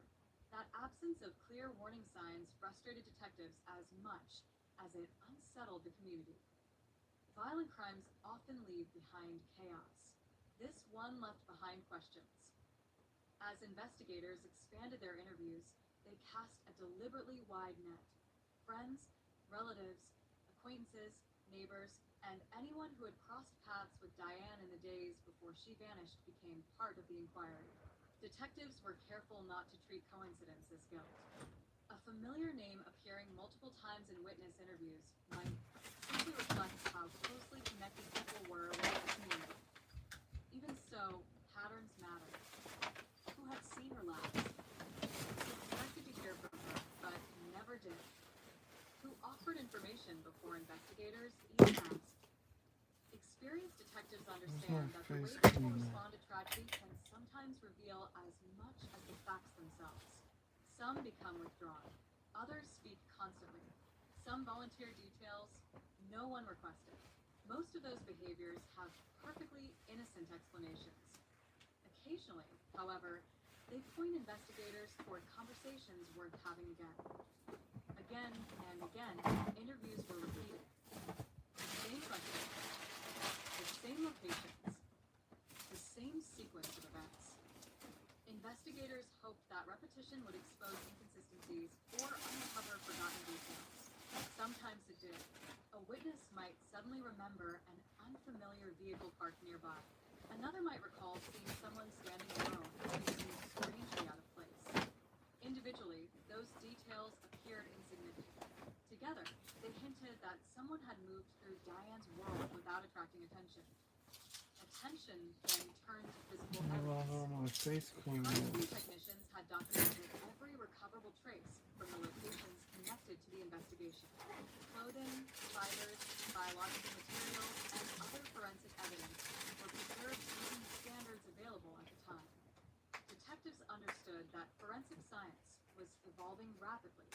Evidence that seemed inconclusive in one decade could become decisive in another. That realization shaped an important decision: preserve everything. It was a decision that would prove critical in countless cold cases across the country. But preservation evidence must eventually be connected. And that connection remained elusive. As weeks became months, rumors spread faster than verified information. Residents exchanged theories across kitchen tables and in grocery store parking lots. Some believed the killer was someone Diane knew. Others insisted the crime bore the hallmark of a stranger passing through the area. Every new rumor generated fresh phone calls to investigators, each requiring time and careful evaluation. Most produced nothing. Anonymous tips are both a blessing and a burden. Occasionally, they identify overlooked witnesses or forgotten events. More often, they reflect speculation, misunderstanding, or attempts to insert oneself into a high-profile investigation. Detectives had to separate possibility from probability without dismissing information that might later become important. The emotional strain inside the investigative team steadily increased. Homicide detectives rarely work a single case in isolation. New investigations continued arriving while the Augat file remained open. Each morning demanding attention, fresh crimes without banding Yet some cases linger in the minds of investigators long after the paperwork is filed away. This was becoming one of them. The evidence suggested planning. Whether the offender had carefully prepared or simply reacted quickly after the crime remains uncertain. What investigators increasingly believed, however, was that someone had made deliberate efforts to delay discovery and complicate the investigation. Those decisions bought time. Time to leave. Time to destroy evidence. Time to construct explanations. Every passing week widened that advantage. Investigators explored numerous possibilities. Did the offender have a connection to the local area? Had the crime been opportunistic? Or had Diane been specifically targeted? Could multiple people have been involved after the killing? None of those questions What's good, Ruby? had simple answers. I'm just looking for my face cream to put on my face. Can't find it. If the offender was someone familiar with the community, What are you doing, Ruby? quietly observe the investigation while blending into everyday life. Detectives often remind themselves that killers sometimes attend vigils, speak with reporters, or even volunteer information to police. Remaining close to an investigation can provide reassurance that suspicion is moving elsewhere.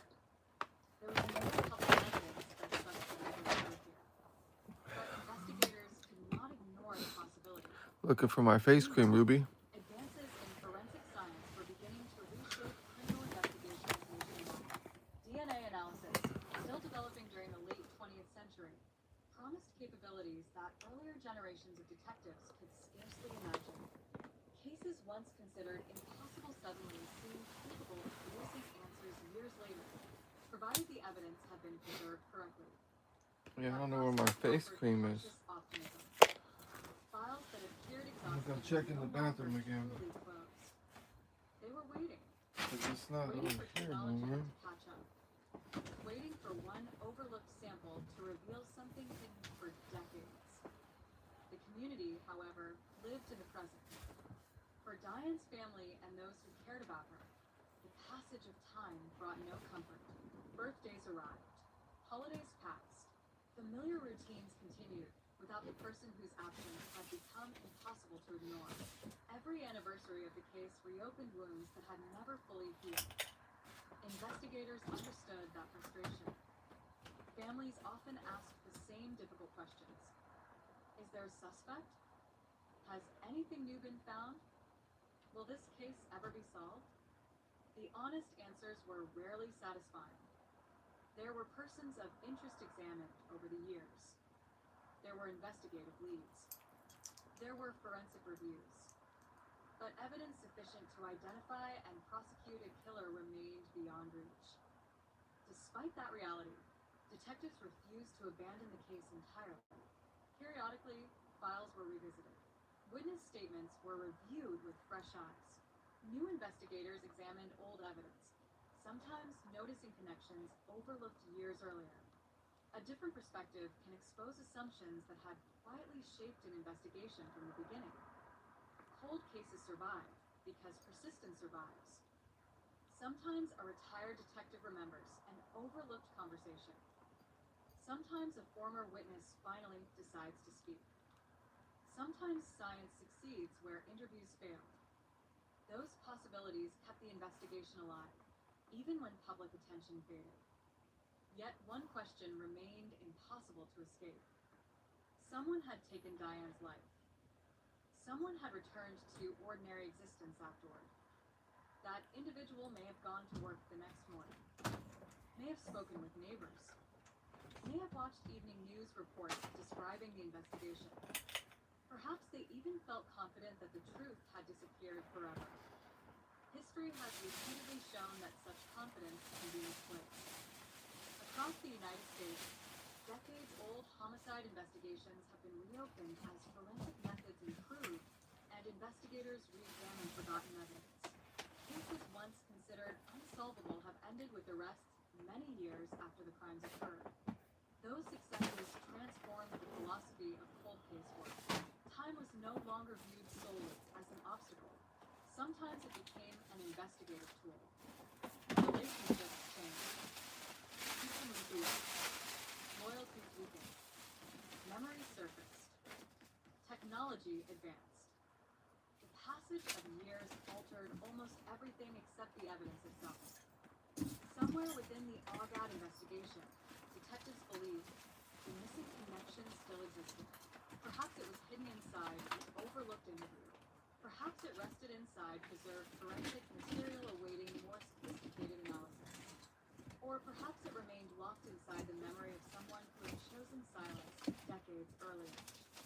Whatever the answer, investigators understood one enduring principle of homicide work. Murder creates two separate battles. The first is against the unknown offender. The second is against time. In Diane Augat's case, time appeared to be winning. For now, the investigation settled into a rhythm that every homicide detective dreads. The urgency never disappeared, but the momentum did. Patrol officers stopped asking for daily updates. Television crews moved on to newer tragedies. The phones that had once rung constantly with tips became quieter, then quieter still. Inside filing cabinets and evidence lockers, the case remained stubbornly alive, refusing to become just another number in an annual report. For the detectives assigned to Diane Augat's murder, the challenge had changed. The question was no longer how to solve the crime within days or weeks. It had become how to prevent the truth from disappearing beneath the weight of time itself. Cold cases are rarely defined by a complete absence of evidence. More often, they are defined by evidence that refuses to point in only one direction. That was the problem here.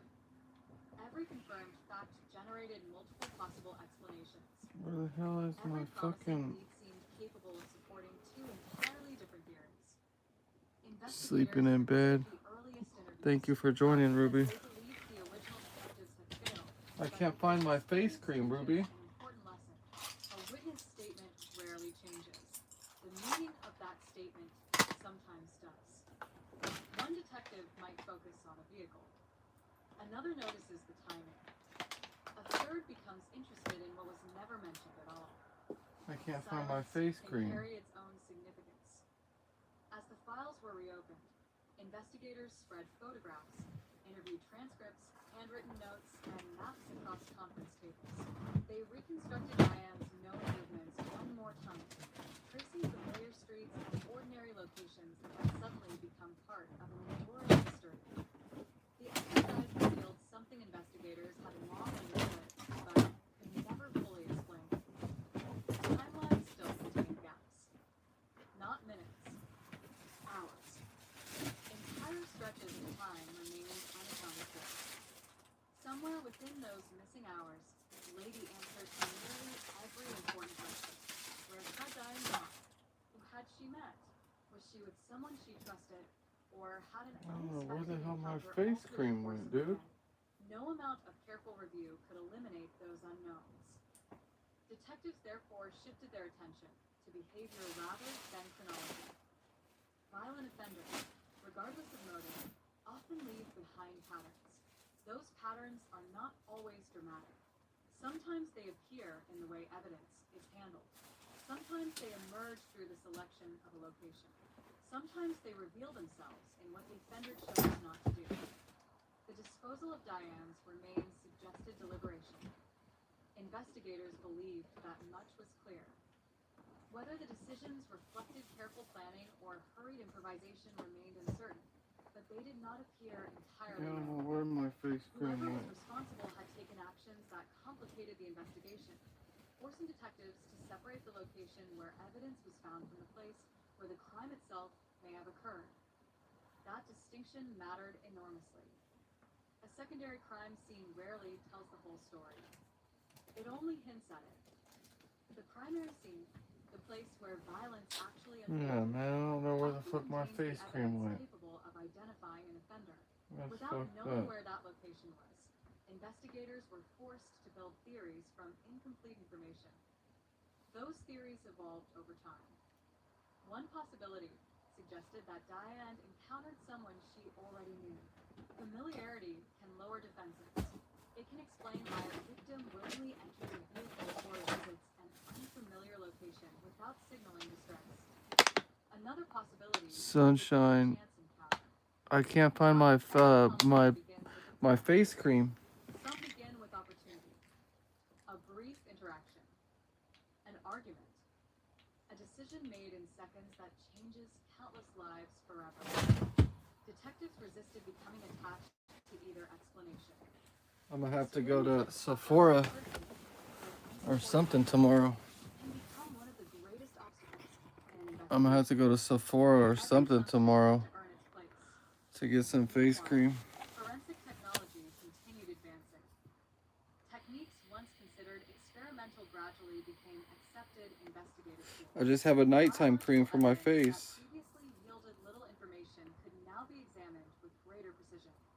Investigators across the United States began reopening evidence collected decades earlier, hoping that scientific progress might accomplish what years of interviews had not. The Augat case remained among the most carefully preserved. Evidence was reviewed, cataloged, protected, not because detectives knew it would eventually provide answers, but because they understood that destroying uncertainty was impossible if the evidence itself no longer existed. The philosophy of homicide investigation had changed. Go viral on TikTok. Cases no longer They waited, sometimes for years, sometimes for generations. Outside the investigation, however, the community remembered the case differently. For longtime residents, Diane's name became part of local history, a tragedy discussed whenever another disappearance made headlines. Parents who had once warned their children about strangers grew older. Those children became adults with families of their own. Some barely remembered the original news reports. Others remembered exactly where they were when they first heard them. Memory evolves. Facts remain. At least the facts that can be proven. That distinction became increasingly important as speculations grew. Cold cases naturally confront theories. Some emerge from genuine attempts to understand the unknown. Others are built upon coincidence, rumor, or fragments of truth stretched beyond recognition. Investigators reviewed many such claims over the years. Some alleged that a particular individual had behaved suspiciously. Others insisted someone had confessed privately.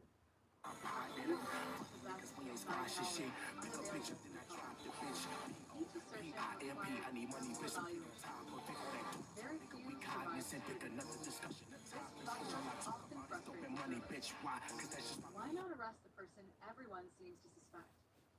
The answer lies at the heart of criminal justice. Suspicion is not proof. Investigators may privately believe one theory appears stronger than another, but belief alone cannot sustain a prosecution. Evidence must withstand examination in court, where every conclusion is challenged and every assumption questioned. Without that foundation, an arrest risks replacing one injustice with another. For Diane's family, those legal realities offered little comfort. Years continued passing without the certainty they deserved. Questions remained unanswered. Birthdays became anniversaries. Anniversaries became decades. Hope changed shape. It no longer depended upon immediate breakthroughs. Instead, it rested upon persistence. Some detective, someday, might notice what everyone else had overlooked. That possibility sustained the investigation. Within law enforcement, the case also served another purpose. It became a reminder that unresolved crimes continue affecting the living long after public attention. You're sleeping in bed? Every unsolved homicide leaves behind more than unanswered questions. It leaves unfinished grief, interrupted futures, and communities forced to coexist with uncertainty. That uncertainty shaped every decision investigators made. Whenever new forensic methods emerged, evidence was reconsidered. Whenever fresh information reached the sheriff's office, no matter how small, detectives evaluated whether it fit within the established timeline. Most additions changed nothing. Occasionally, however, they clarified details once obscured by conflicting accounts. The investigation advanced not through dramatic revelations, but through incremental understanding. One corrected date, one clarified statement, one eliminated possibility. Progress in cold cases is often measured by what investigators can confidently exclude. Slow.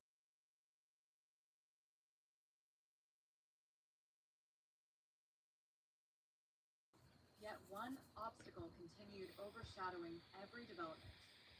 The passage of time had transformed witnesses as much as evidence. People relocated. Yeah, I got 3 left in the fridge. I'm about to go get the last 3 in a few seconds.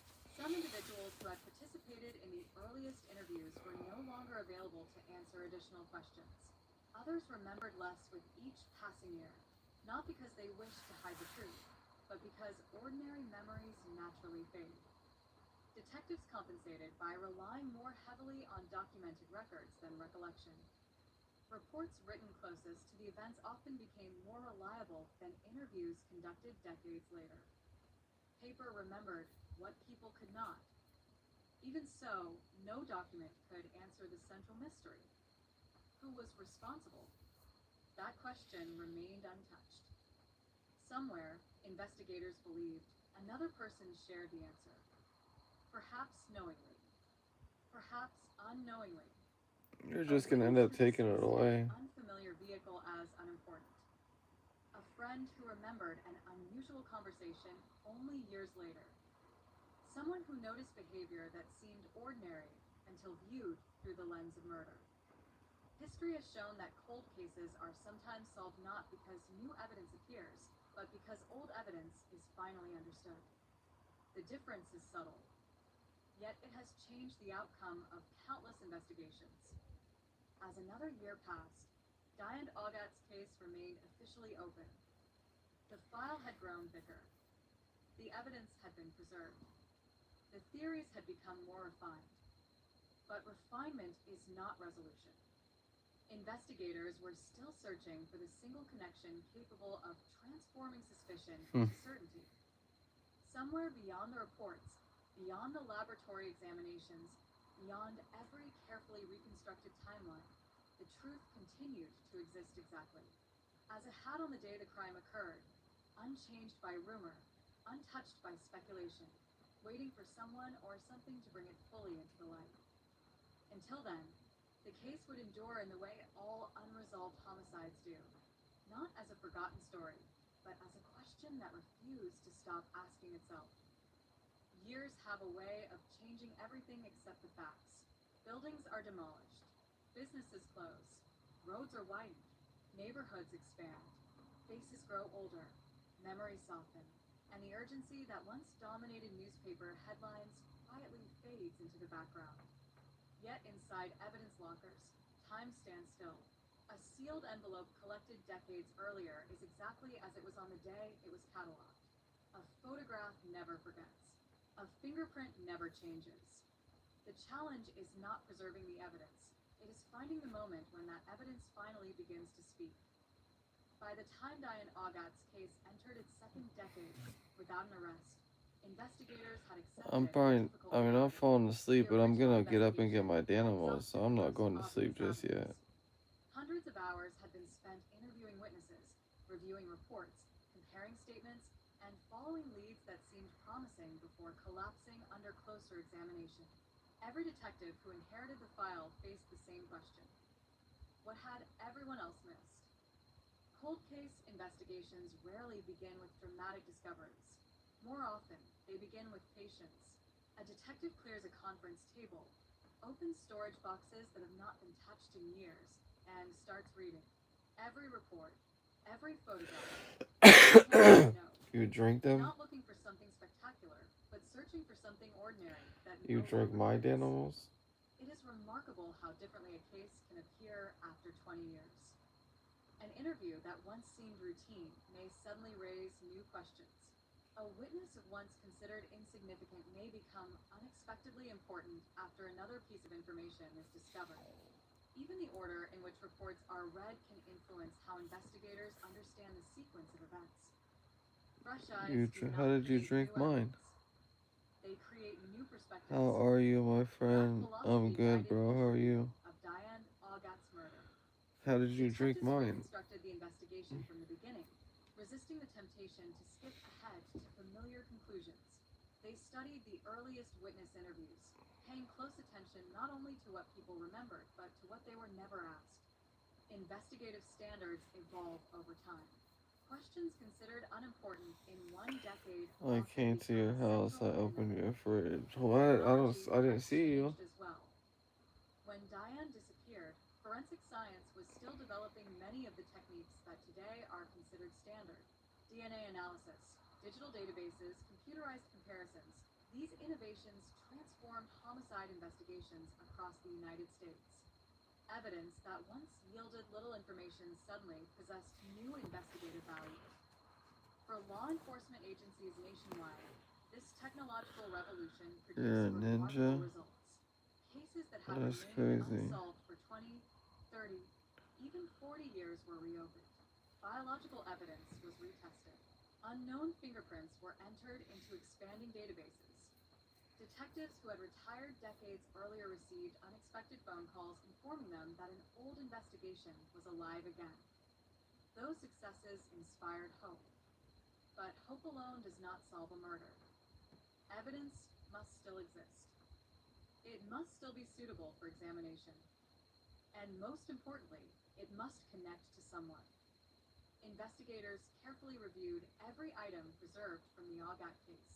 Modern forensic laboratories could often detect traces that earlier examinations had been unable to identify. Even the smallest fragment of biological material had the potential to become significant. Still, scientific progress has limitations. If crucial evidence was never collected, no laboratory can recover what has already been lost. If a crime scene had been unknowingly contaminated before investigators arrived, decades of technological advancement could not reverse that damage. Every cold case carries these invisible constraints. The detectives understood this better than anyone. That reality forced them to think beyond physical evidence. Behavior became the next area of focus. Criminal investigations frequently rely upon patterns, particularly when direct evidence remains limited. Detectives asked whether the circumstances surrounding Diane's disappearance resembled other violent crimes reported during that period. Similar methods. You're a ninja. Similar victim profiles. These comparisons demanded caution. Coincidence is common. Similarity is not proof. Yet investigators know that offenders sometimes repeat behaviors consciously or unconsciously, creating patterns that only become visible after years of careful analysis. The search extended beyond county lines. Information was shared with neighboring jurisdictions. Detectives communicated with agencies responsible for investigating other unsolved homicides and disappearances. The possibility that separate cases might somehow intersect could not be ignored, even if no definitive connection could be established. Most comparisons ended without confirmation, but each one eliminated another possibility. As important as forensic evidence and investigative strategy were, another challenge quietly grew with every passing year. Memory. Human memory is not a recording. It changes. Details disappear. Confidence often increases even as accuracy declines. Witnesses who once recalled events clearly found themselves struggling to separate direct observation from years of media coverage and community discussion. Stories repeated often enough begin to feel like personal memories, even when they are not. Detectives compensated by relying heavily upon contemporaneous records. Statements taken closest to the event generally carried greater weight than recollections offered decades later. Original reports became invaluable. They preserved details exactly as witnesses described them before speculation and hindsight had the opportunity to reshape them. Ruby. Among investigators, one principle remained constant. Assume nothing. Question everything. Every accepted conclusion deserved to be challenged. Every overlooked possibility deserved another look. This disciplined skepticism distinguished professional investigation from public speculation. Outside law enforcement, however, speculation flourished. Books, newspaper retrospectives, local conversations, and eventually internet discussions introduced countless theories regarding Diane's murder. Some were thoughtful attempts to understand an enduring mystery. Others relied almost entirely upon rumor. As the years passed, separating documented fact from repeated assumption became increasingly difficult. Investigators remained focused on what could actually be verified. Verified timelines. Verified evidence. Verified witness statements. The difference mattered. Cold cases have occasionally been damaged by well-intentioned but inaccurate information spreading through communities. False certainty can discourage legitimate witnesses from coming forward. People assume investigators already know something they do not, or conclude their own observations are too insignificant to matter. In reality, homicide detectives often solve cases because someone Up in the finally reports sunshine. what seemed unimportant years earlier. My A neck brief hurts, bro. conversation, an unusual vehicle, an unexpected absence. Details overlooked individually can become decisive collectively. For Diane's family, every anniversary reopened familiar wounds. Each passing year represented another year without accountability. Another year without complete answers. Another reminder that justice delayed can feel painfully That's your close to name, justice Ruby. denied. Investigators recognized that burden. Many detectives assigned to long-term homicide investigations describe an unspoken responsibility, not only to identify the offender, I'm falling but to asleep, ensure bro. the victim is remembered as more than a case number. Files contain evidence. Families carry memories. Those two realities exist side by side. By now, several generations of investigators had contributed to the Augat case. Officers who first responded to the original investigation had retired. Younger detectives inherited boxes of reports prepared before some of them had even entered law enforcement. Institutional knowledge became as valuable as physical evidence. Veteran investigators shared insights unavailable in written reports. Why certain leads had been eliminated. Why specific witnesses required careful interpretation. Which investigative decisions reflected evidence rather than assumption. These conversations helped preserve context that paperwork alone could never fully capture. Despite every review, every interview, and every advancement in forensic science, one fact remained unchanged. The person responsible for Diane Augat's death had never been publicly identified through sufficient evidence to support criminal prosecution.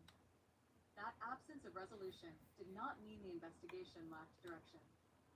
It meant the final piece remained missing. Somewhere beyond the documented record lay the connection capable of transforming decades of uncertainty into certainty. Whether that connection would emerge through science, through renewed witness cooperation, or through information that had remained hidden for years was impossible to predict. History offered reason for cautious optimism. Across the country, homicide cases once considered impossible have eventually reached courtroom verdicts after decades of silence. Those investigations succeeded because detectives refused to confuse the passage of time with the disappearance of truth. Truth does not expire. It waits. Sometimes patiently. Sometimes silently. Always unchanged. And Shout somewhere out to within the New York, thousands of bro. pages documenting Diane Augat's final I know days, it's like 5 in the morning investigators out there. continued believing that unchanged truth still existed, waiting for the one discovery that would finally allow it to be heard.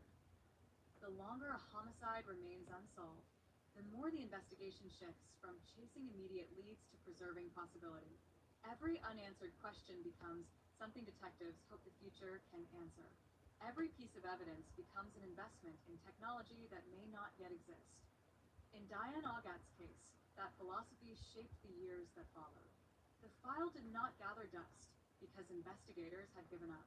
It remained intact because they understood that today's dead end could become tomorrow's breakthrough. By the late 1990s and into the following decades, criminal investigations across the United States were undergoing a quiet transformation. DNA analysis became increasingly sophisticated. National databases expanded. Evidence that once seemed too limited for meaningful examination could sometimes produce investigative leads. Cold case units emerged in many jurisdictions, built around a simple but powerful belief: time changes cases. Sometimes it changes them enough to solve them. The detectives reviewing 6:30, Diane's that's case crazy, approached bro. it with that mindset. They were I'll be no back. longer confined to the assumptions that had shaped the original investigation. Instead, they asked a different set of questions. If this murder occurred today, what would investigators do differently? That exercise proved valuable. Modern homicide investigations rely heavily on structured timelines, digital mapping, comprehensive forensic documentation, and interagency information sharing. While many of those practices existed in earlier forms during the original investigation, decades of refinement had made them significantly more effective. Revisiting older evidence through the lens of contemporary investigative methods occasionally revealed opportunities that had previously gone unnoticed. Every item collected from the case was reconsidered. Could biological evidence benefit from improved testing? Had all physical evidence been examined using today's standards? Were there investigative avenues unavailable when the crime first occurred? These questions did not imply mistakes had been made. They reflected progress. Science evolves. Investigative methods evolve. Criminal behavior, however, often remains remarkably consistent. Experienced detectives know that offenders leave behind patterns whether they intend to or not. Those patterns may involve geography, victim selection, post-offense behavior, or communication.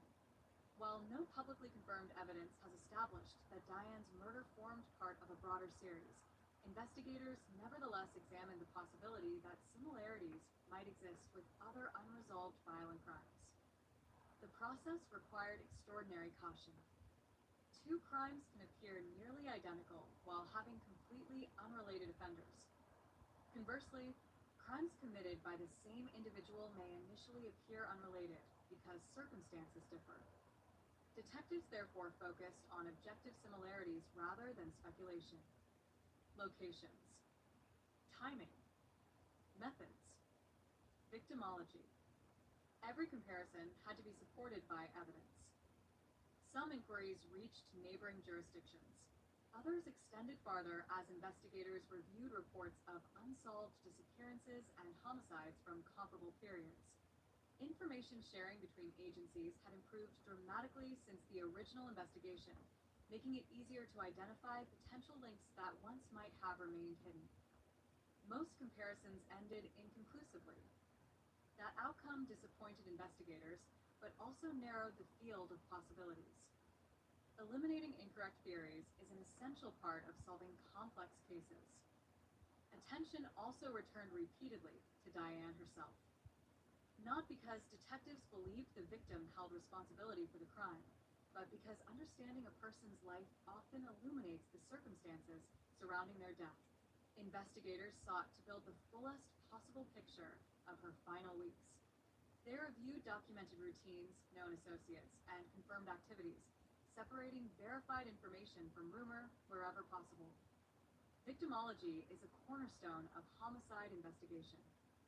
It asks practical questions. Who regularly interacted with the victim? What environments did those interactions occur in? Were any recent changes significant? The goal is not to explain the crime through the victim's choices. The goal is to identify opportunities available to the offender. Some investigations reveal obvious conflicts. Others reveal almost none. Diane's case continued to resist simple explanations. Another challenge emerged as the years advanced. Witness availability. Individuals interviewed during the original investigation had moved away, changed names, or passed on. Detectives attempting follow-up interviews often encountered practical obstacles that simply did not exist during the first months of the investigation. Even when witnesses could be located, memories naturally faded. Human recollection is influenced by time, conversation, and repetition. People often become less certain about details while simultaneously feeling more confident that they remember them correctly. For investigators, this creates a difficult balance. Older memories deserve respect. Contemporaneous documentation deserves greater weight. That is why original interview notes remained indispensable. They captured observations before years of discussion and media coverage could reshape them. The community itself had changed. New residents arrived with little knowledge of the decades-old case. Others who remembered the original headlines occasionally shared stories passed from neighbor to neighbor, each retelling subtly altering the details.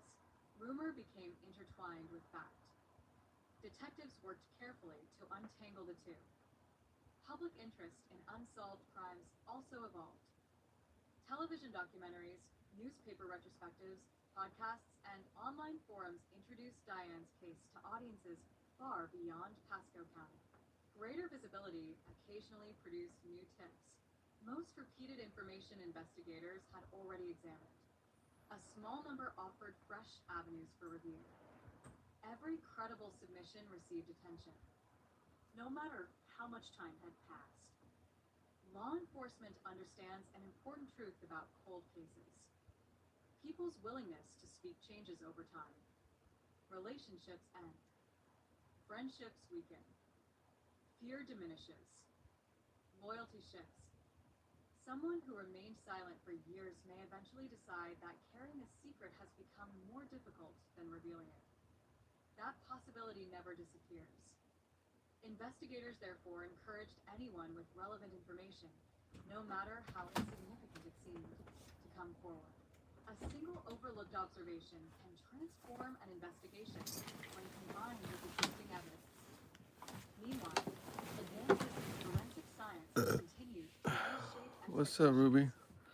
Across the country, decades-old murders were solved using evidence preserved long before anyone imagined the technology that would eventually analyze it. These successes reinforce the importance of maintaining careful evidence storage and documentation.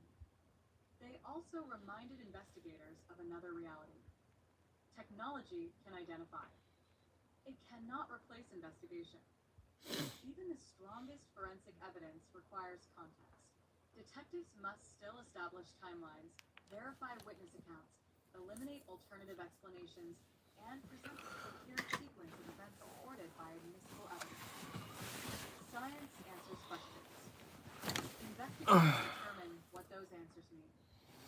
For Diane's family, each announcement of another cold case solved somewhere else carried mixed emotions. Hope, frustration, optimism, heartbreak. Every successful investigation demonstrated that justice remained possible after decades. Every passing year without resolution emphasized that possibility had not yet become reality. Detectives understood those emotions. Many investigators assigned to long-term homicide cases quiet commitment that extends beyond professional obligation. They inherit promises made by predecessors they may never have met. The names on the reports change. The responsibility does not. In the Augat investigation, that responsibility endured through multiple generations of law enforcement personnel. New detectives studied the work of those who came before them, preserving institutional knowledge while challenging assumptions whenever appropriate. Effective cold case investigation requires both respect for previous efforts and the willingness to question earlier conclusions. Neither quality alone is sufficient. As each review concluded, one fact remained unmistakable. The investigation was still active. Not active in the sense of daily searches and continuous interviews, but active in purpose. Evidence remained preserved. Leads remained subject to evaluation. Developments in forensic science continued to offer potential opportunities. Most importantly, the case had not been forgotten within law enforcement. Are you subscribed to the channel? Oh yeah, Lewis is subscribed to the channel, I think. Justice system. Unlike many offenses, homicide carries no statute of limitations. Time may complicate prosecution, but it does not erase accountability. That principle has sustained investigators through countless cold case reviews across the nation. It sustained them here as well, somewhere beyond the accumulated reports.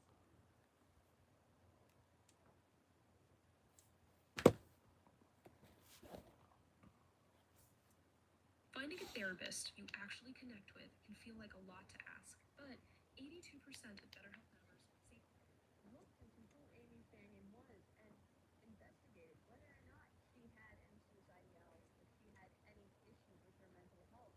Did your mother have a temper? Yes. Did she have a short fuse? Yes. Ryan was a member. Appreciate that, bro.